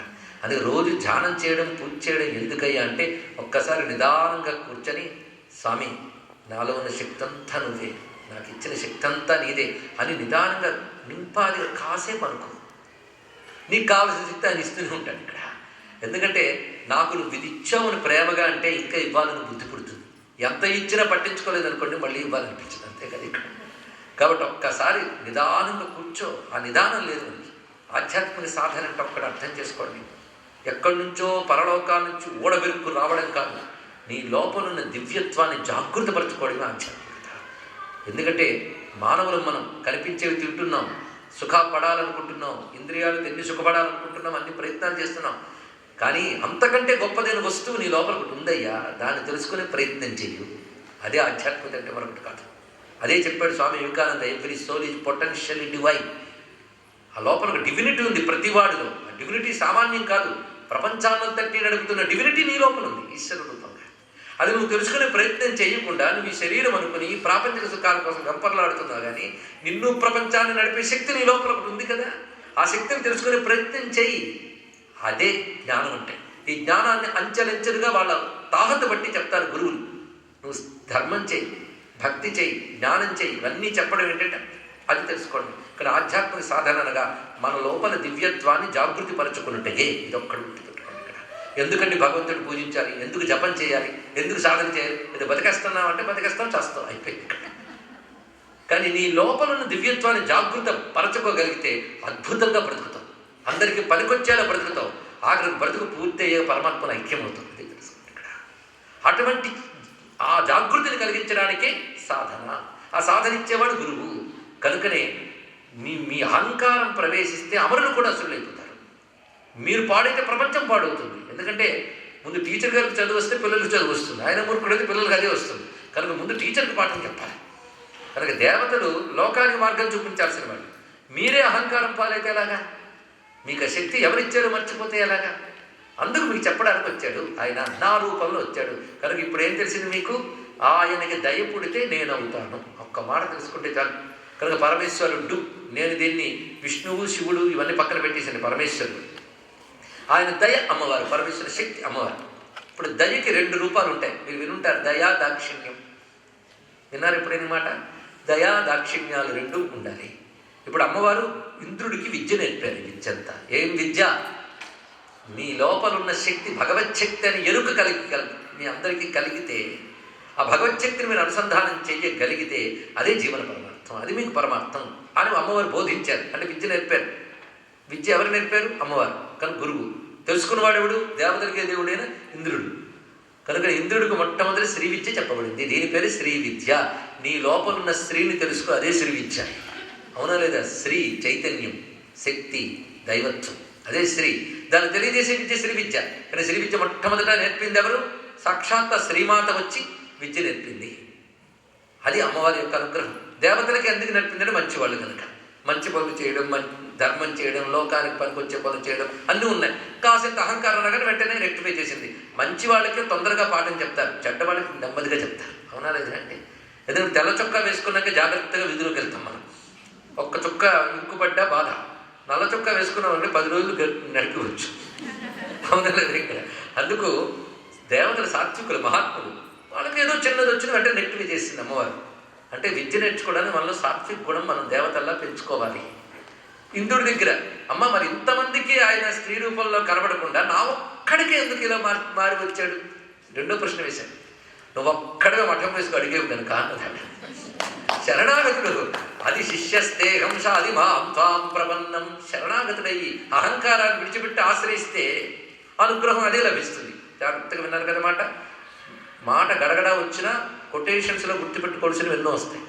అహంకారాన్ని వదిలి ఆశ్రయిస్తే అనుగ్రహం లభిస్తుంది. ఈ ఆరు గుర్తుపెట్టుకోవడం చాలు. ఇక్కడ ఆశ్రయించేటప్పుడు అహంకారాన్ని వదిలి ఆశ్రయించాలి. ఇక్కడ నీకు వదిలించుకోవడం చేత కాకపోతే ఒక్కసారి అమ్మవారి దగ్గర కూర్చొని అంత ట్రై చేస్తున్నాను కానీ నా వల్ల కావట్లేదమ్మా అని అప్పుడు ఆవిడే చేస్తుంది. ఇక్కడ తప్పకుండా చేస్తుంది, అనుగ్రహిస్తుంది. ఇక్కడ అదే సరెండర్ అవ్వు, తప్పకుండా అనుగ్రహిస్తుంది. అది మొత్తంలో కనబడుతుంది. కనుక అప్పుడు అలా విద్య నేర్పిన ఆ తల్లి దయారూపిణి.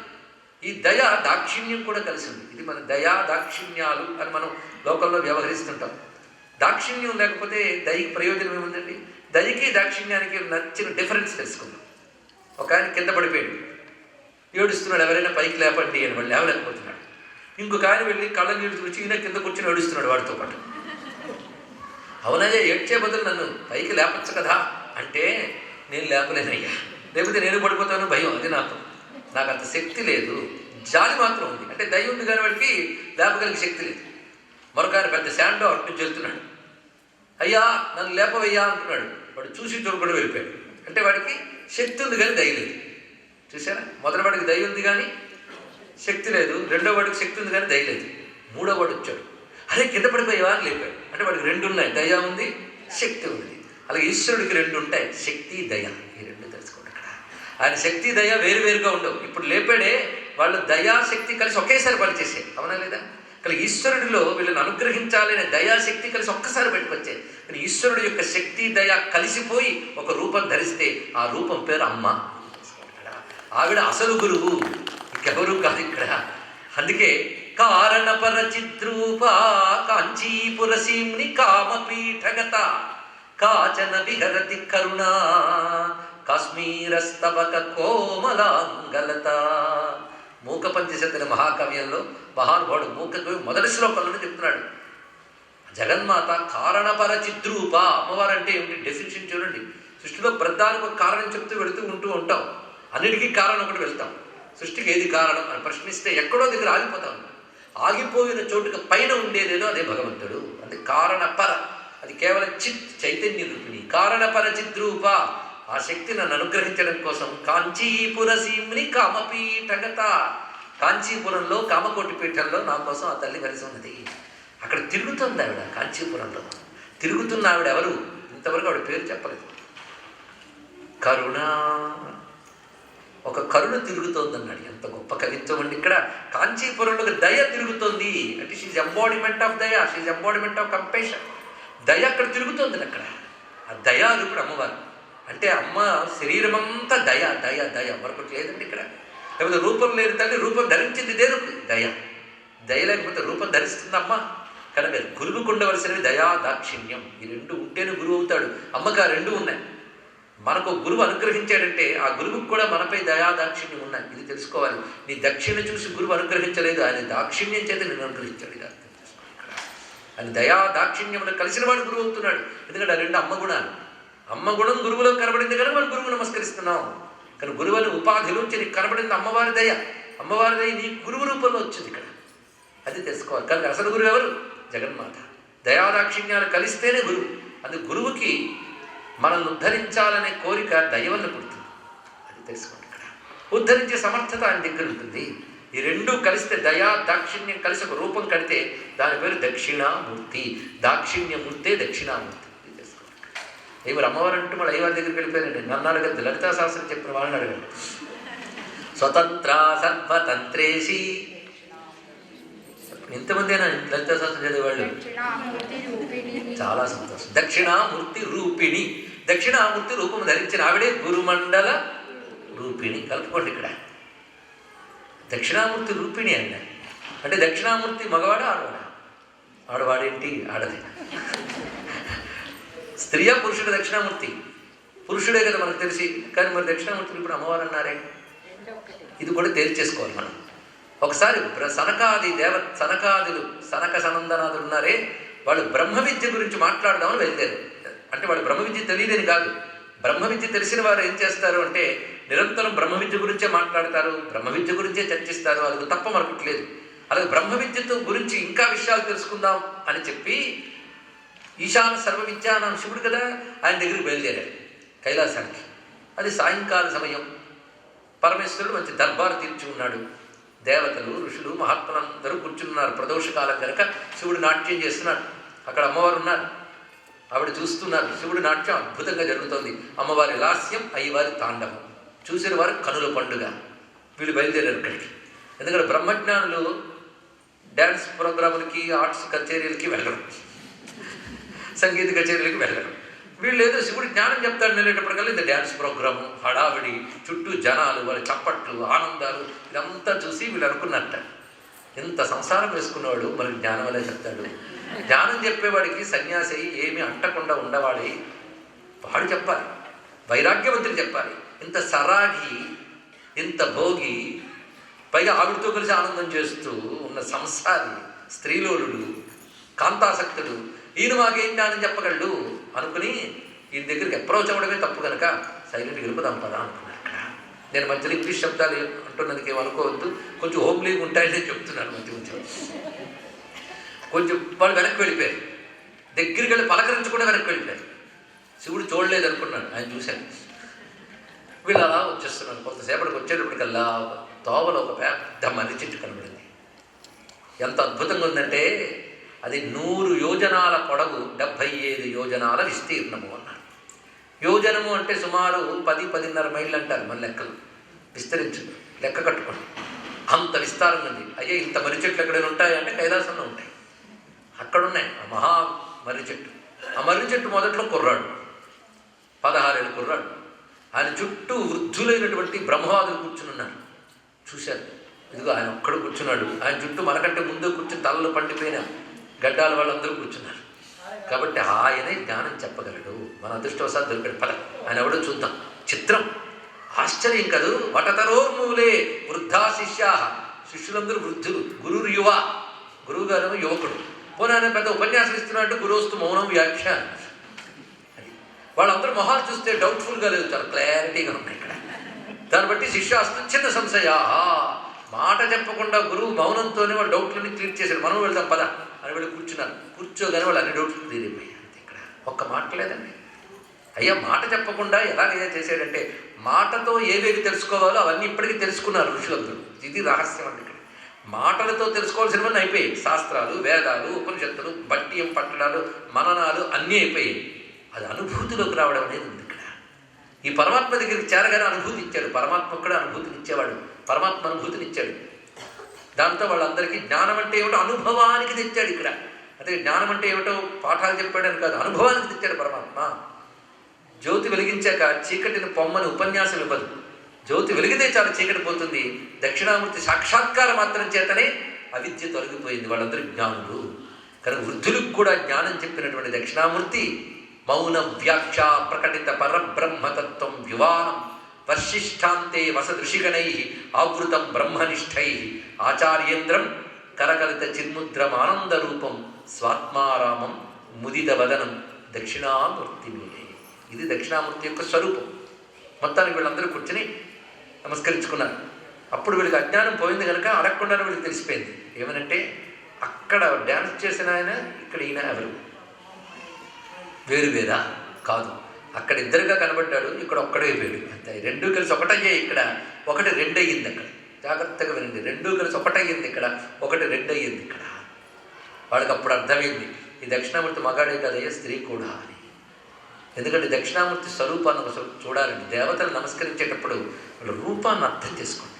ఎందుకంటే మన చిన్నప్పుడు నువ్వు దండం పెట్టి బాగుంటావు అన్నారు, అదే పట్టేసింది మనకి. కానీ వాళ్ళు ఉపాసించి బాగుపడతావు అని చెప్తే ఉపాసన అంటే ఏమిటో తెలియాలి. దక్షిణామూర్తి రూప, దక్షిణామూర్తి రూపిణి ఏది కరెక్ట్? అమ్మవారా అయ్యవారు? నువ్వు లలితా శాస్త్రం చేస్తే అమ్మవారని చెప్తున్నారు కదా, మరి ఎలా క్లారిఫై చేస్తాం? అది ఇక్కడ చూపిస్తున్నాడు. ఇక్కడ వాడు చూడగా అర్థం చేసుకున్నాను ఈ దక్షిణామూర్తి కేవలం పురుషుడు మాత్రమే కాదు. ఎలా అంటే దక్షిణామూర్తి రూపాన్ని చూడండి, ఆయన కుడి చెవికి మకర కుండలం ఉంటుంది, అంటే మొసలి ఆకారంలో ఒక కుండలం ఉంటుంది. దానికి ఎడమ చెవికి తాటంకం ఉంటుంది. తాటంకం అంటే చెవి కమ్మలు. శాస్త్రరీత్యా పురుషుల ఆభరణం మకర కుండలం, స్త్రీల ఆభరణం తాటంకం. ఇది తెలుసుకోండి. తాటంకం యుగళీభూత తపనోడపు మండలం. కానీ స్త్రీల ఆభరణం ఏమవుతున్నది? తాటంకం. ఇప్పుడు స్వామివారి ఎడమ చెవికి తాటంకం ఉంది, కుడి చెవికి మకర కుండలం ఉంది. చెరువు చెవికి చెరువు ఒకటి పెట్టుకుంటారండి ఎవరైనా? మీకు పాప్సిన్ రెస్టారెంట్ వాళ్ళు పెట్టుకోవచ్చు, కానీ భగవంతుడికి మాత్రం ఇక్కడ చూడండి రెండు విడివిడిగా కనబడుతుంది. ఎందుకు అంటే ఎడమ వైపు తాటంకం వామభాగం అమ్మవారిని, కుడివైపు మకర కుండలం కుడి భాగం అయ్యవారిని చెప్తుంది. కానీ అమ్మవారి వైపు నుంచి మాట్లాడితే దక్షిణామూర్తి రూపిణి, అయ్యవారు మూడు వైపు నుంచి మాట్లాడితే దక్షిణామూర్తి. మీ ఇద్దరు వైపు నుంచి మాట్లాడతాం కనుక దక్షిణామూర్తి ఇద్దరు తెలుస్తుంది ఇక్కడ.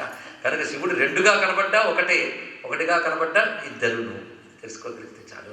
కనుక దక్షిణామూర్తి రూపిణి అనేటువంటిది గురుమండల రూపిణి. ఆవిడ మొట్టమొదటి విద్య నేర్పింది ఎవరికి? ఇంద్రుడికి. అక్కడి నుంచే శ్రీ విద్య, అందుకు ఉపనిషత్ ప్రతిపాద్యమైన విద్య శ్రీ విద్య అని చెప్తారు. ఇక్కడ శ్రీ విద్య ఉపాసకులు కొంతమంది ఉన్నారు. ఇక్కడ నేను రాగానే కొంతమంది చూశాను. వారికి భావన ఉపనిషత్తు అని ఉపనిషత్తు ఉంది. ఈ భావన ఉపనిషత్తు చాలా విశేషమైందండి. ఇక్కడ భవానీ భావనాగమ్య భవారణ్య పుట్టారు. భావిస్తే అమ్మవారు దొరుకుతారని సింపుల్ అర్థం చెప్తారు మీరు. కానీ ఎలా భావిస్తే అది చెప్పాలి. ఇక్కడ ఎలా భావిస్తారు? వాడు బుద్ధికి తోచినట్టు భావించడమా? కాదు, శాస్త్రం చెప్పినట్టు భావించాలి. ఇది తెలుసుకోండి. ఇక్కడ ఎలా భావిస్తే వాడే భగవంతుడు అని దబాయింపులొద్దు. శాస్త్రం చెప్పినట్టు భావించాలి. ఆ శాస్త్రం గురువు ద్వారా తెలుసుకోవాలి. అది గురువు. శాస్త్రం భావన చెప్తుంది. ఏమంటే ఏ దేవతను ఆరాధిస్తున్నావో ఆ దేవతని మనం అనేక రూపాలతో ఆరాధిస్తున్నాం. ఒకటి మంత్ర రూపంతో ఆరాధిస్తాం. చూడండి, మన దేవతను ఎలా ఆరాధిస్తాం? సౌండ్ ఫారంలో ఆరాధిస్తాం. రెండవది యంత్ర రూపంలో ఆరాధిస్తాం. మూడవది అగ్ని రూపంలో ఆరాధిస్తాం. హోమాలు వీటిలో విగ్రహ రూపంలో ఆరాధిస్తాం. కానీ కేవలం విగ్రహంగా ఆరాధించాం మన భగవంతుడిని. ముందు మన హిందూ ధర్మం నుంచి మనకే తెలియాలి.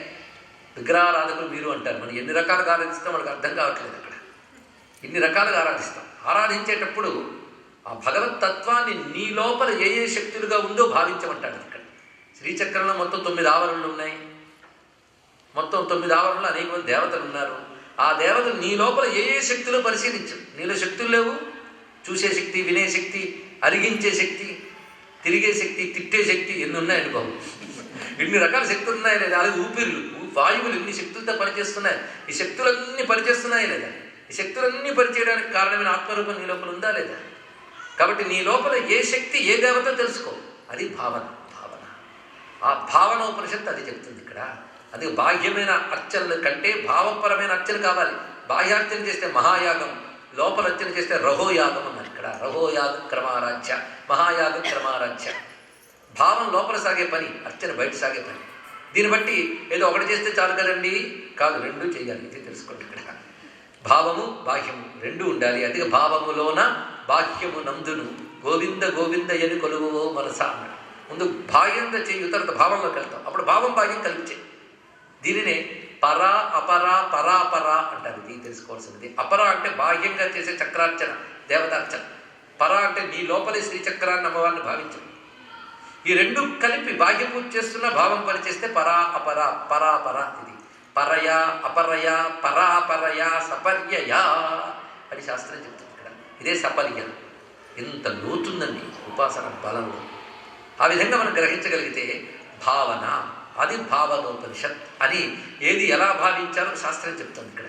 అది ఇష్టానుసారం భావించడానికి లేదు. సూర్యుడిని చూసి మబ్బు అనుకుంటే ఎలా అనుకుంటాం. నా భావన అంటే ఏంటంటే పిచ్చి భావన. కనుక సత్యాన్ని భావించాలి కానీ నువ్వు ఏది తోస్తే అది భావించద్దు. ఇది తెలుసుకోవాలి. నాస్తిక మహాశయులకు ఇదే విన్నపం. ఆస్తికులందరూ ఏది ఊహిస్తున్నారు నువ్వు అనుకోకు. వాళ్ళ గ్రంథాలు చదివి మాట్లాడు. ఇక్కడ వాడు ఎంత భావనలోకి పెడుతున్నారు. సూర్య భగవాన్ అంటే ఏమిటో తెలుసుకుంటూ చేస్తే సూర్య ఉపాసన. అలాగే ఇక్కడ ఈ దేవతలు నీ లోపల ఎవరు తెలుసుకో. అది మనం పూజ చేసిన ధ్యానం చేసిన కళ్ళు మూసుకుంటాం. ఎందుకు అలాగే నిద్రపోదాం కాదు కదా. నీ లోపల ఉన్నదాన్ని రియలైజ్ చేసుకోబోతున్నావు. కనుక బయట ఆరాధించే శక్తులు నీ లోపల ఉన్నాయో తెలుసుకో. ఇది భావన. అలాంటి భావన చేస్తే నీ లోపల అమ్మవారు దొరుకుతారు నీకు. భవాని భావనాగమ్య. ఆవిడ దొరికిందనుకో నీ అజ్ఞానం పటాపంచలు చేస్తుంది. భవాలని పుట్టాలిక. ఎంత అద్భుతమైన విషయం చెప్పారు ఇక్కడ. అలా భావించే ఉపనిషత్తు పేరు భావన ఉపనిషత్తు. అందులో మొట్టమొదటి ఒక మాట చెప్తాడు, శ్రీ గురు సర్వకారణ భూతాశక్తి. గురువు ఎవరు? అన్నిటికీ కారణమైన శక్తియే గురువు. ఇదండి దాని నిర్వచనం. గురుమండల రూపుని అర్థం కావాలంటే ముందు ఆ మాట మనం అర్థం చేసుకోవాలి. శ్రీ గురు సర్వకారణ భూతాశక్తి. గురువు అనగా అన్నిటికీ కారణమైన శక్తి అన్నాడు. అంటే ఇప్పుడు అర్థమైంది. మనకు ఎవరైతే భగవద్విద్యని చెప్పారో ఆయన మన ఎదుగుదలకి, మన ప్రగతికి, మనం పరమార్థం పొందడానికి అన్నిటికీ కారణం ఆయనే అనే భావం మొదటిగా తెలుస్తుంది. కానీ ఇంకో విధంగా మనం తెలుసుకోవాల్సింది ఏమంటే నిజమైన గురువు ఎవరయ్యా అంటే సర్వకారణభూత శక్తి. అన్నిటికీ కారణమైన పరాశక్తి ఉందో, ఆదిశక్తి ఉందో అదే శ్రీ గురువు. ఆవిడయే మొదటి గురువు. శ్రీ గురువు అనగా శ్రీ అనగా ఇందాక చెప్పాం చైతన్య స్వరూపిణి అనేటువంటి గురువు శ్రీ గురువు. కనుక నిజమైన గురువు ఎవరు? సర్వకారణభూత శక్తి. అందరికీ కారణమైనటువంటి శక్తి. అదే కారణపరచిద్రూప. అన్నిటికీ కారణమైనటువంటి శక్తి తనకేది కారణము కాకుండా ఉందో అది. ఆవిడకేది కారణం లేదు, ఆవిడన్నిటికీ కారణం. దాన్ని స్వయంభూ అంటారు, ఆత్మభూ అంటారు ఇక్కడ. అటువంటి స్వయంభూ అయి సర్వజగత్కారిణి అయినటువంటి ఏ శక్తి ఉందో ఆ శక్తియే తొలి గురువు అని చెప్తున్నాడు. ఆ తల్లికి దయ పుడితే మన గురువు దొరుకుతాడు. ఇది తెలుసుకోవాలి ఇక్కడ. భగవంతుడికి దయ పుడితే గురువు దొరుకుతాడు కానీ తెలుసుకోవాలి. అంతేకాదు గురువుకి దయ పుడితే కానీ భగవంతుడు దొరకడు. తిరకాల్సిన ఉంది కదా. ఇదేంటో ఇందులో ఏది నిజం? గురువుకి దయ పుడితే కానీ భగవంతుడు దొరకడు, భగవంతుడికి దయ పుడితే కానీ గురువు దొరకడు. కొంచెం కష్టంగా ఉంది కదా. అసలే ఏదో వచ్చి కూర్చుంటే ఇలాంటి కన్ఫ్యూజన్ చేస్తే అలాంటి ఇక్కడ ఇది ఎలాంటిదంటే గురుకృప ముందా భగవంతుడి దయ ఉందా? చెట్టు ముందా విత్తనం ఉందా? అలాగే ఇది కూడా. మీరు చెప్పండి, చెట్టు ముందా విత్తనం ఉందా? ఫిజికల్ క్వశ్చన్ వేశాను. చెట్టు ముందా విత్తనం ఉందా? చెప్పలేదుగా. ఇది అలాగే చెప్పలేదు. కానీ చిన్న తేడా ఉంది. భగవంతుడికి నీపై దయ కలిగితే ఆయన ముందు గురు రూపాన్ని పంపిస్తాడు, గురువుకి ప్రేరణ కలిగిస్తాడు. ఇది తెలుసుకోవాల్సింది ఇక్కడ. భగవంతుడికి మనల్ని దగ్గరికి చేర్చుకోవాలనే బుద్ధి పుడితే ఒక సద్గురువుకి ప్రేరణ కల్పిస్తాడు, అతనికి నీకు యోగం కల్పిస్తాడు. ఇది తెలుసుకోవాలి ఇక్కడ. అప్పుడు గురుకృప నీకు లభిస్తుంది, అప్పుడు ఆయన దగ్గరికి వెళ్ళగలవు. ఇది తెలుసుకోవాల్సిన ప్రధానం. కనుక రెండూ నిజమే. ఆయన దయ ఉంటేనేమో కానీ మంచి గురువు దొరకడు, గురువు దొరికితే కానీ ఆయన దగ్గరికి చేరలేవు. ఇది తెలుసుకోవాల్సింది ఇక్కడ. అందుకే మనం భగవంతునే గురువుగా ఆశ్రయించడం నేర్చుకోవాలి మొట్టమొదట. నేర్చుకుంటే సరైన గురువు దొరుకుతాడు, లేకపోతే కన్ఫ్యూజన్స్ ఎక్కువ చేసే గురువు గారు దొరుకుతారు. తెలుసుకోండి ఇక్కడ. ఎందుకంటే గురువుకు ఉండవలసింది అసంశయ సంశయ చిన్ అని ఒక లక్షణం చెప్పారు. వాడికి సందేహం ఉండకూడదు, నీకు సందేహం తీర్చగలగాలి. సందేహం అంటే అర్థం గురువుగారు ఏ క్వశ్చన్ అడిగినా చెప్తారండి, కంప్యూటర్ ఇలా చేస్తే ఎలా ఉంటుంది చెప్పగలరా? కనుక సర్వజ్ఞుడు అంటే అర్థం అన్నీ చెప్పగలిగేవాడికి అర్థం కాదు. శంకరాచార్యకి సర్వజ్ఞాని బిరుదుంది అని కరసాం వచ్చారు ఇక్కడ ఒక ఆయన. అంటే సర్వజ్ఞుడు అంటే అర్థం అన్నీ తెలిసిన వాడేనా? అన్నీ చుట్లు ఎవరికి తెలియవు. సర్వజ్ఞుడు అంటే సర్వము పరమాత్మయే అని తెలిసినవాడు. అది తెలుసుకోండి ఇక్కడ. ఇది సర్వజ్ఞ శబ్దానికి అర్థం ఇక్కడ. తెలిసినవాడు అంటే నాకు తెలిసిపోయింది కదా అంత భగవంతుడని, అది కాదు. తెలియడం అంటే అర్థం సర్వము పరమాత్మయ్య అని అనుభవం ఉన్నవాడు. అది తెలుసుకోవాలి ఇక్కడ. అటువంటి వాడికి మీలో నాలో అందరిలో ఒకే పరమాత్మ కనబడతాడు, నీ భేదాలు కనబడదు. ఇది గ్రహించవలసిన అంశం ఇక్కడ. అలా చూడగలిగేవాడు సర్వజ్ఞుడు. అలాంటి సర్వజ్ఞుడైనటువంటి వాడు గురువు. అతనికి ఏ సందేహం ఉండదు. అంతేగాని నేను జపం చేస్తున్నాను కానీ ఆ దేవుడు ఉన్నాడు డౌట్ అంటాడు. కొన్ని వాడికి గురువు అంటాడు, వాడికి అంత డౌట్ ఉంటే మన సృష్టిలో చూస్తూ ఉంటాం అనేక చోట్ల ఇలాంటి వాళ్ళు ఎక్కువ మంది కనబడుతుంటారు. కనుక ఒక్కొక్కప్పుడు గురువుల నుంచి శిష్యులు పైకి వెళ్ళిపోతుంటారు. ఎందుకంటే గురువుగారు డౌట్ఫుల్గా చేస్తుంటారు. గురుగారి దగ్గర మంత్రం తీసుకున్న వాడు విశ్వాసంతో చేస్తూ ఉంటాడు. దానితో వాడు ఇంకా అభివృద్ధి సాధిస్తూ ఉంటాడు. మన లోకల్లో పరిశీలిస్తూ ఉంటాయి ఇక్కడ. అయితే ఇప్పుడు ఆ గురువు పనికొచ్చాడు లేదా దీనికి డౌట్ ఉన్న గురువు? డౌట్ లేని గురువు దొరకడం అదృష్టమే. కానీ ఆ గురువైనా తన నోటి మాట చెప్పకుండా శాస్త్రంలో ఉన్నది చెప్పాడు అనుకోండి, కొంత నయం మనకి. అది కూడా తెలిసి ఇక్కడ అదే కొత్త మంత్రం క్రియేట్ చేశాను అనుకుండా వాడు శాస్త్రంలో ఉన్న మంత్రం మనకు చెప్పాడు అనుకోండి, మంత్రం గొప్పది కనుక దానిలోనే వల్ల గురువు మీద మంత్రం మీద శ్రద్ధ పెట్టుకుంటే మనం తరించిపోతాం. ఒక గురువు గారికి జరిగిన కథ, అది బహుశా అమెరికాలోనే జరిగింది. ఆయనే చెప్పారు నాతో. మహాగురువు శ్రీ విద్యలో చాలా ఉత్తముడు, నిజాన్ని చెప్పాలంటే బ్రహ్మవేత్త. గురువు మహిమ ఎలా ఉంటుందని చెప్పడానికి చెప్తున్నాను ఇక్కడ. ఒక్కొక్కసారి మన గురువు మహిమలు చాలా విశేషంగా ఉంటాయి. ఈ మహిమలు గురువుగారికి తెలియదండి. ఒక గురువుగారి దగ్గరికి వెళ్ళి ఒక శిష్యురాలు అడిగింది, నిన్న మీరు నా కల్లో వచ్చారండి, కనబడ్డారండి. ఓహో, నేను చాలా దేవుణ్ణి అయిపోయాను అనమాట, అనుకోలేదండి. కానీ ఒక మాట అన్నాడు, నీ కల్లో వచ్చిన విషయం నాకు తెలియదు, కానీ నీ కల్లోకి నా రూపం వచ్చింది అంటే అర్థం భగవంతుడు ఆ రూపంలో నీకు కనబడ్డాడు, అది నీకు సంతోషం. కనుక నా ద్వారా ఏదైనా చేయగలిగితే చేస్తాను, అంతే తప్ప అప్పుడు వాడు దేవుడు అనుకోకూడదు, అది తెలుసుకోవాలి. కానీ వాళ్ళకున్న నిష్ఠతో వాళ్ళు భగవద్భావం కలిగి ఉండవచ్చు. కానీ గురువు మీద నమ్మకం ఎంత పనిచేస్తుందంటే, ఒక గురువుగారు మన గోదావరి జిల్లాలో ఉన్నారు, శ్రీ విద్యోపాసకుడు, మహాత్ముడు. ఆయన స్వయంగా గురు పూర్ణిమ నాడు ఇచ్చిన ఉపన్యాసం నేను కూర్చుని విన్నాను, అది చెప్తున్నాను ఇక్కడ. అని ఒక మాట చెప్పారు, అమెరికాలో నా దగ్గర మంత్రం తీసుకుని సాధన చేస్తున్న గురువు ఉన్నారు. వాళ్ళు ఎవరికో ఒక విదేశస్తులకు వాళ్ళ ఇంట్లో ఒక భాగం అద్దెకిచ్చారు. కానీ వాళ్ళు కదలడం లేదు ఆ ఇంటి నుంచి, ఎప్పుడు కూడా ఇబ్బంది పెడుతున్నారు. తర్వాత వాళ్ళు నానా గోలా చేస్తున్నారు, ఇంట్లో కూడలి పనులన్నీ చేస్తున్నారు, ఎంత చెప్పినా వెళ్ళడం లేదు. ఏం చేయాలి గురువుగారు అంటే, గురువుగారు ఆలోచించి, అమ్మ ఫలానా మంత్రం చేసుకో, 4 రోజుల్లో వాళ్ళు వెళ్ళిపోతారులే అని చెప్పారు. చిత్రం ఏంటంటే, ఈ గురువుగారి జాగాను కూడా కబ్జా చేశాడు పాపం. వీరికి పాపం లాయర్లు తెలియదు, పొలిటీషియన్స్ తెలియదు, ఏమీ తెలియదు. దానికోసం ఆయన పోరాడుతూ 4 ఏళ్ళు అయింది, అవి రావట్లేదు చేతికి. ఆయన ఆవిడకి సలహా ఇచ్చాడు. చిత్రం, 4 రోజుల తర్వాత వాళ్ళు తమంతా తాము వచ్చి ఇన్నాళ్ళు ఇబ్బంది పెట్టాం, ఇంక వెళ్ళిపోతున్నామని వెళ్ళిపోయారు. ఇప్పుడు గురు మహిమ అంది, ఆయన మహిమ పాపం అక్కడ కబ్జా అయిపోయిన భూమిని వెనక్కి తెచ్చుకోలేకపోయాడు. ఇప్పుడు చెప్పండి ఏది శక్తి అంటే? గురువుపై ఉన్నటువంటి శ్రద్ధకు అంత మహిమ ఉంది, తెలుసుకోండి. ఇక్కడ గురువు మహిమ శ్రద్ధ బట్టి ఏర్పడుతుంది ఇక్కడ, అది ముఖ్యం. అది గురువు శాస్త్రంలో ఉన్నది మనకు చెప్పాడు. ఆ చెప్పిన గురువును మనం నమస్కరిస్తున్నాం. అతని ద్వారా మనకు ఒక జరిగిన ప్రయోజనం, అతని ద్వారా మనకు లభించిన జ్ఞానం, అందుకు గురువు పట్ల కృతజ్ఞత. అతడు అసమర్థుడు అనుకోవడానికి లేదు. కొందరు గురువులు ఏంటంటే, వాళ్ళు కష్టాలను అనుభవిస్తారు, కానీ ఎలాగూ ప్రారంభం అయిపోయింది అని తట్టుకుంటారు వాటిని. అయ్యో తన పిల్లలు తట్టుకోలేకపోతున్నారనే బాధతో తమ మంత్రశక్తితో వాటిని తొలగిస్తారు, ఇది తెలుసుకోండి. అది మహాత్ములు, వాళ్ళకి రోగం వస్తుంది, రోస్ట్ వస్తుంది, అవునా లేదా? రమణ మహర్షి అంతటి వారికి చివరి క్యాన్సర్ వచ్చింది, రామకృష్ణ పరమహంసకు వచ్చింది. వాడు తొలగించలేరు, తొలగించుకోగలరు. అప్పై దీక్షణ మహాత్ముడు ఉండేవాడు, ఆయనకు మూర్ఛ రోగం ఉండేది. ఆయన పెద్ద గురువు, పీఠాధీశ్వరుడిగా ఉండేవారు. పీఠాధీశ్వరుడికి నియమాలు ఏంటంటే మూర్ఛాది రోగాలు ఉండకూడదు, కానీ ఆయనకు ఉంది. కానీ ఆయన పబ్లిక్లో ఎప్పుడూ లేదు. శిష్యులు గమనించేశారు, ఇలాంటి శిష్యులు ఉంటూ ఉంటారు. అందులో కొందరు ఏం చేశారంటే, రాజుగారికి ఫిర్యాదు చేశారు, ఆయన మూర్ఛ రోగం ఉందండి అని. ఆయన ఎప్పుడైనా రోగంతో ఉన్నప్పుడు నాకు చెప్పండి, నేను వచ్చి చూస్తానన్నాడు రాజుగారు. ఆయన మూర్ఛతో విలవల్లాడుతుంటే రాజుగారు వచ్చారు. అప్పుడు కబురందింది. ఆయన వెంటనే లేచి కూర్చొని నన్ను కూర్చోండి అన్నాడు. ఏం లేదండి, మీకు మూర్ఛ రోగం ఉందని వీళ్ళందరూ ప్రచారం చేశారు, కాబట్టి చూద్దామని వచ్చాను, నేను అనుకోకండి, క్షమించండి అన్నాడు. నాకు ఉందన్నాడు. మరి అంటే ఇదిగో అక్కడ దర్భపూలు చూడు ఎలా గిలగల్లాడుతుంది అన్నాడు. దర్భపూలు గిలగల్లాడుతుంది అంటే, నువ్వు వచ్చావు కనుక నీతో మాట్లాడాలని కాసేపు మూర్ఛ రోగాన్ని దాని మీద పెట్టాను, ఇప్పుడు నువ్వు వెళ్ళిన తర్వాత తీసేసుకుంటానని చెప్పాడు అక్కడ. అంటే ఇదివరకు కర్మల్ని వాళ్ళు అనుభవించడానికి సిద్ధంగా, వాళ్ళకి ఎలాగూ పోయేసి పోని కర్మల్ని వీళ్ళు మిగిల్చుకుని మళ్ళీ జన్మలు ఎందుకు అనుకుంటారు. వాళ్ళకి గట్స్ ఉంటాయి, సామాన్యులకు తక్కువ. అందుకే అవసరం బట్టి వాళ్ళు ఆ విధంగా అనుగ్రహించగలరు. కానీ గురువుని అర్థం చేసుకోవడం కూడా మహా కష్టమే, తెలుసుకోవాలి. అందుకు ముందు భగవంతుడు గురువు కావాలని మీరు ప్రార్థిస్తే, భగవంతుడు ఏదో గురు రూపంలో వస్తాడు. వచ్చిన వాళ్ళు మీరు భగవద్భావన కలిగి గురువు చెప్పినది శ్రద్ధగా పాటిస్తే చాలా విశేషం. అందుకే గురువు దగ్గర శాస్త్ర విషయంలో సాధనకి కావలసిన ప్రధాన అర్హత శ్రద్ధ. ఇది చాలా ముఖ్యం, గుర్తుపెట్టుకోండి. శ్రద్ధ శ్రద్ధావాన్ లభతే జ్ఞానం. శ్రద్ధ ఉన్నవాడికి జ్ఞానం వస్తుంది అన్నారు ఎవరు?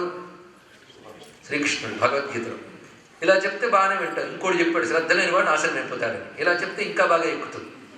అందుకే 2 విధాలుగా చెప్పాడు ఆయన. శ్రద్ధావాన్ లభతే జ్ఞానం తత్పర సంయతేంద్రియ. జ్ఞానం లబ్ధ్వా పరాం శాంతి అచిరేణాది గచ్చతి అన్నాడు ఇక్కడ.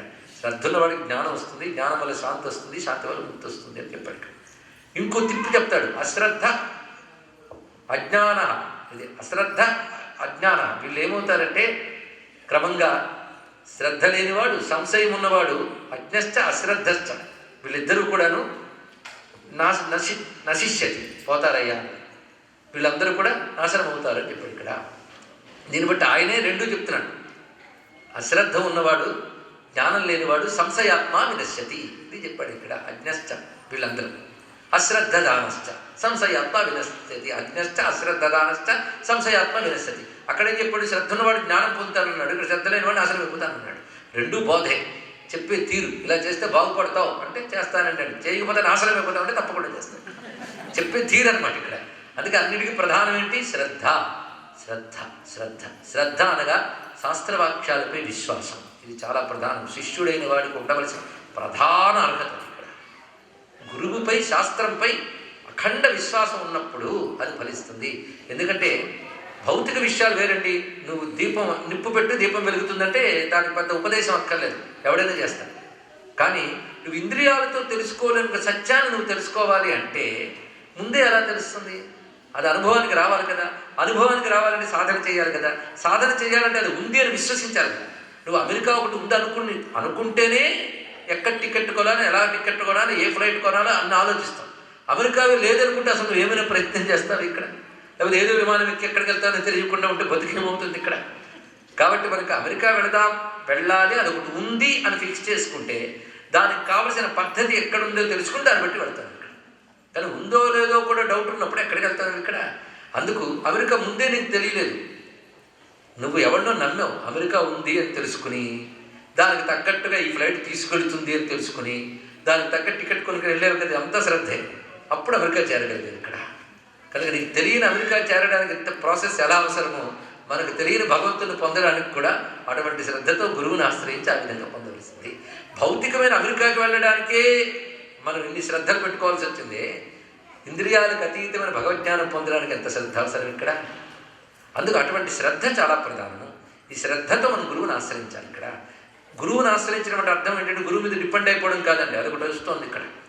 అన్నిటి గురువు మీద డిపెండ్ అయిపోవడం. మా గురువుగారు ఫోటో ఇచ్చారండి, అన్న ఆయనే చూసుకుంటారు ఇక్కడ. ఇది ఒకటి మొదలైంది. ముందు దండ పెట్టగానే గురువుగారు తన ఫోటో ఇస్తాడు. గురువు దైవభక్తిని కలిగించాలి, గురువుపై భక్తి శిష్యుడు పెంచుకోవాలి. అదే గురువే తనపై భక్తిని కలిగించడం మహాప్రమాదం. ఇక్కడ చూడండి, అందరూ వ్యక్తి భక్తులు అయిపోతున్నారు, భగవద్భక్తులు కావాలి ఇక్కడ. ఆ భగవద్భక్తిని కలిగించేవాడు గురువు కావాలి ఇక్కడ. అదే గురువు మీద ఒక భజన, గురువు మీద ఒక హారతి, ఇవి కాదు కావాల్సింది ఇక్కడ. అవి ఎక్కువైపోయి భారతీయ సంస్కృతి అసలు రూపం పోయి వ్యక్తి పూజలు పెరిగి అది ఒక వ్యాపారమే. రేపు పొద్దున్న ఏదో న్యూస్ వాళ్ళది బయటకు వస్తుంది కుంభకోణం, వెంటనే ఎందుకు మళ్ళీ అందరూ ఇంతేనండి అంటాడు వీడు. నిన్ను ఎవడు వాడి దగ్గరికి వెళ్ళమన్నాడు, ఈ పనులన్నీ చేయమన్నాడు తెలుసుకోకుండా ఇక్కడ. అలాంటి వాడికి ఏదో దెబ్బ తగిలితే హిందూ ధర్మానికి మీద ప్రమాదం ఏమీ లేదు, వాడికి ప్రమాదం అంతే ఇక్కడ. ఎందుకంటే మనకి కేవలం అత్యాశ చేత ఆ గురువుల దగ్గరికి వెళ్ళి నానా కష్టాలు ఏకాలు పెడతాం. వెంటనే గురువుగారు ఊరుకోకుండా కాదంటే ఈయన ఎక్కడ తప్పిపోతాడో నా చేతి నుంచి అని వాడు ఏదో చెప్పేస్తాడు, వీడు ఏదో చేస్తాడు, ఒకదాని కూడా వినిపిస్తుంది. ఒకసారి అదృష్టం బాగుంటే ఫలిస్తుంది, అన్ని వాడికి ఆపాదించేస్తుంది ఇక్కడ. కనుక ఒక్కొక్కప్పుడు బాధ గురువులు బోధ గురువులు తేడా తెలుసుకోవడం కూడా కష్టం, అవునా లేదా? ఎవడు బాధిస్తాడో ఎవడు బోధిస్తాడో తెలియదు ఇక్కడ, ఎవడు వంచిస్తాడో ఎవడు ఉత్తమ గతికి తీసుకెళ్తాడో తెలియదు. అలాగే గురు వ్యవస్థలు తప్పనకూడదు, ఇది తెలుసుకోండి ఇక్కడ. కర్మ కొద్దీ ఇక్కడ ఎవరు వివాహం చేసుకున్నారు, ఆ మొగుడు తాగొచ్చి కొడుతున్నాడు, అలాగే పెళ్ళిళ్ళు చేసుకోకూడదని చెప్తారండి ఇక్కడ. అప్పుడు పాపం అప్పుడు ఆవిడ కర్మ అంటారు, మార్చడానికి ప్రయత్నిస్తారు ఇక్కడ. అలాగే నకిలీ వైద్యులు చాలామంది ఉన్నారు, మోసాలు చేసేవాళ్ళు. అలాగే వైద్య విద్యనే తిడతారా? కాదు ఇక్కడ. అలాగే నకిలీ గురువులు ఉన్నంత మాత్రాన గురు వ్యవస్థను మాత్రం నిందించరాదు. ఇవాళ మనం గురు వ్యవస్థ గురించి చెప్పుకున్నప్పుడు చాలా ప్రధానంగా తెలుసుకోవాల్సింది. అది గురువు శాస్త్ర సంహితమైన వాక్యాలు చెప్తున్నాడా, శాస్త్రబద్ధమైన ప్రవర్తన ఉందా లేదా అనేది నువ్వు కొంచెం ఎరుగుతో తెలుసుకోవాలి. అందుకే గురువు సంప్రదాయం చూడాలి, ఇది ప్రధానంగా. అందుకు గురువుకు సంప్రదాయం ఉంటుంది, మరి ఎక్కడి నుంచి వచ్చారు, ఏమిటి మరి స్కూల్ ఆఫ్ థాట్ ఏమిటి, ఇవన్నీ తెలుసుకోగలగాలి. అందుకు మనకు పరంపర అనేది ఏర్పడింది. పరంపర అన్నప్పుడు వీళ్ళందరినీ కలిపి గురు పరంపర అని గురు పరంపర అంటారు ఇక్కడ. అందుకే ఈవిడ గురుమండల రూపిణి, దక్షిణామూర్తి రూపిణి, స్వతంత్ర సర్వతంత్రేసి దక్షిణామూర్తి రూపిణి. అంతేకాదు ఈవిడ విశేషం ఏంటంటే సంప్రదాయేశ్వరి, సాధ్వి, గురుమండల రూపిణి. అంతే కదా, సంప్రదాయేశ్వరి. ఈ వాక్యాలు ఎంత గొప్పగా చెప్పారండి. సంప్రదాయానికి ఆవిడ ఈశ్వరి. సంప్రదాయం అంటే ఎవరైతే సంప్రదాయ మార్గాల్లో ఉంటారో వాళ్ళకి ఆవిడ ఈశ్వరి. సంప్రదాయం లేకపోతే వాళ్ళకి ఆవిడ ఈశ్వరి కాదు. అర్థం ఈశ్వరి అంటే దిక్కు. సంప్రదాయం ఉన్నవాళ్ళకి ఆవిడ దిక్కు, సంప్రదాయం లేకపోతే వీళ్ళు దిక్కు లేని వాళ్ళు అవుతారు. తెలుసుకోండి ఇక్కడ. కానీ అమ్మవారు మనకి ఈశ్వరిగా మనల్ని కాపాడాలంటే మనం సంప్రదాయంగా ఉండాలి. సంప్రదాయం అంటే ఏంటి ఇది కూడా తెలియాలి కదా. సంప్రదాయం అన్నా పరంపర అన్నా మండలం అన్నా ఒకటే. తెలుసుకోండి, పరంపరే సంప్రదాయం. సంప్రదాయం ఈ పదానికి అర్థం తెలియాలి. దాయం అంటే ఇవ్వబడినది, గివెన్, ఇవ్వబడింది. ఎలా ఇవ్వబడింది నీకు? ప్రదాయం, గొప్పగా ఇవ్వబడింది. ఇక్కడ చాలా గొప్పగా ఇవ్వబడిందండి. అంతే కదా. సంప్రదాయం ఒక్కొక్కటి కలుపుకోవాలి. దాయం, ప్రదాయం, సంప్రదాయం. ఆదాయం అనే మాట కూడా విన్నారు కదా. ఈ దాయంకు ఉపసర్గలు ఇవన్నీ కూడా సంస్కృతిలో ఉపసర్గలు ఉంటాయి. ప్రదాయం అంటే గొప్పగా ఇవ్వబడింది. సంప్రదాయం అంటే సంపూర్ణముగా గొప్పగా ఇవ్వబడింది. ఏదో అది సంప్రదాయం. కనుక ఎవరి వల్ల ఇవ్వబడింది? పెద్దల వల్ల. పెద్దలంటే గురువులు, తండ్రి, తల్లి, ఆచార్యులు. వీళ్ళు మనకి గొప్పగా ఇచ్చినది, సంపూర్ణంగా ఇచ్చేదే సంప్రదాయం. ఇది ఇక్కడ అంటే వాళ్ళ పరంపరగా తెలుసుకున్న ఒక జ్ఞానం పెద్దలు మనకు అందించారు. అంతే కదండి. ఇవాళ శివుడిని పూజించి విష్ణువుని పూజించి తరించిపోతాం అన్నమాట. ఇవాళ నాతో మీతో మొదలైందా? కాదు. ఇది ఎక్కడి నుంచి వచ్చింది? ఇది ఒక పరంపర నుంచి వచ్చింది, ఒక పెద్దవాళ్ళ నుంచి వచ్చింది. కానీ పెద్దవాళ్ళు మనకి ఇచ్చారు. ఎలా ఇచ్చారు? గొప్పగా ఇచ్చారు, పరిపూర్ణంగా తెలుసుకుని ఇచ్చారు. కనుక దీని పేరు సంప్రదాయం. పెద్దలచే గొప్పగా ఇవ్వబడినటువంటి ఒక పరంపర, ఒక సంప్రదాయం. సంప్రదాయం లేకుండా తరించడం, నోటుకొచ్చినట్టు అడ్డదిడ్డంగా మాట్లాడితే ఒక పద్ధతి ఉండాలి. ఈ పద్ధతి పేరే సంప్రదాయం. ఆ సంప్రదాయంలో ఉన్నవారికి ఆవిడ ఈశ్వరి. అంతేకాదు, ఈ సంప్రదాయం అంతా నియమించి మన దాకా తెచ్చినది ఆ తల్లి కరుణయ్యే. అందుకే సంప్రదాయేశ్వరి. ఆవిడ సాధ్వి. సాధ్వి అంటే తెలీదా అండి? పతివ్రత. ఇప్పుడు తెలుసుంటుంది చాలామందికి. సాధ్వి అంటే పతివ్రత అని అర్థం. ఆవిడ ఎలాగో శివుడికి పతివ్రత కనుక సదాశివ పతివ్రత. అంతేకాదు, సాధ్వి అంటే సాధు లక్షణము కలిగింది. సాధ్వి అంటే మంచి లక్షణాల తల్లి అని అర్థం ఇక్కడ. అంతేకాదు, సాధ్వి మాటకి ఇక్కడ సరైన అర్థం చెప్తాం. అధ్వము అంటే మార్గము. అలాంటి మార్గములు కల తల్లి సా అధ్వి. రకరకాల మార్గములు ఎవరివో ఆ తల్లి. ఎందుకంటే ఇందాక చెప్పినట్టు ఒకటి మంత్రం, ఒకటిది ధ్యానం, ఒకటిది యోగం, ఒకటిది జ్ఞానం. ఇలా రకరకాల మార్గాలు ఉన్నాయి. ఒక్క ఉపాసనలో కూడా రకరకాల మార్గాలు ఉన్నాయి. ఇన్ని మార్గాలు ఎవరు ఏర్పరిచారు? శాస్త్రముల ద్వారా ఏర్పడినవే ఈ మార్గములని. పతీనాం పతయే నమః రుద్రంలో మనం చదువుతున్నాం ఇక్కడ. అటువంటి రకరకాల మార్గములు, శాస్త్ర మార్గములు మనం తరింపజేయడానికి ఏర్పడి ఉన్నాయి. ఎవడు ఏ మార్గంలో తరించాలో ఆ మార్గం పెద్దవాళ్ళు మనకి ఇచ్చారు. ఆ మార్గంలో ఒక పద్ధతి ఏర్పరిచారు. మీరు ఉపాసనలోకి వచ్చారనుకోండి, దానికో పద్ధతి. ఉపాసనలో కూడా శ్రీ విద్య, శ్రీ విద్యకో పద్ధతి. శ్రీ విద్యలో కూడా ఒక్కొక్క గురువుకి ఒక్కొక్క పరంపర వస్తుంటుంది ఇక్కడ. అదే మీరు ఏ సంప్రదాయం అండి అని అడుగుతారు ఉపాసనలు. ఇలా సంప్రదాయ భేదాలు ఉంటూ ఉంటాయి. ఏ సంప్రదాయం గొప్పది అని అడగడం కాకుండా మన దాకా గురువు ఏ సంప్రదాయం తెచ్చాడో ఆ సంప్రదాయం గొప్పదని తెలుసుకోవాలి. ఇది ప్రధాన లక్షణం.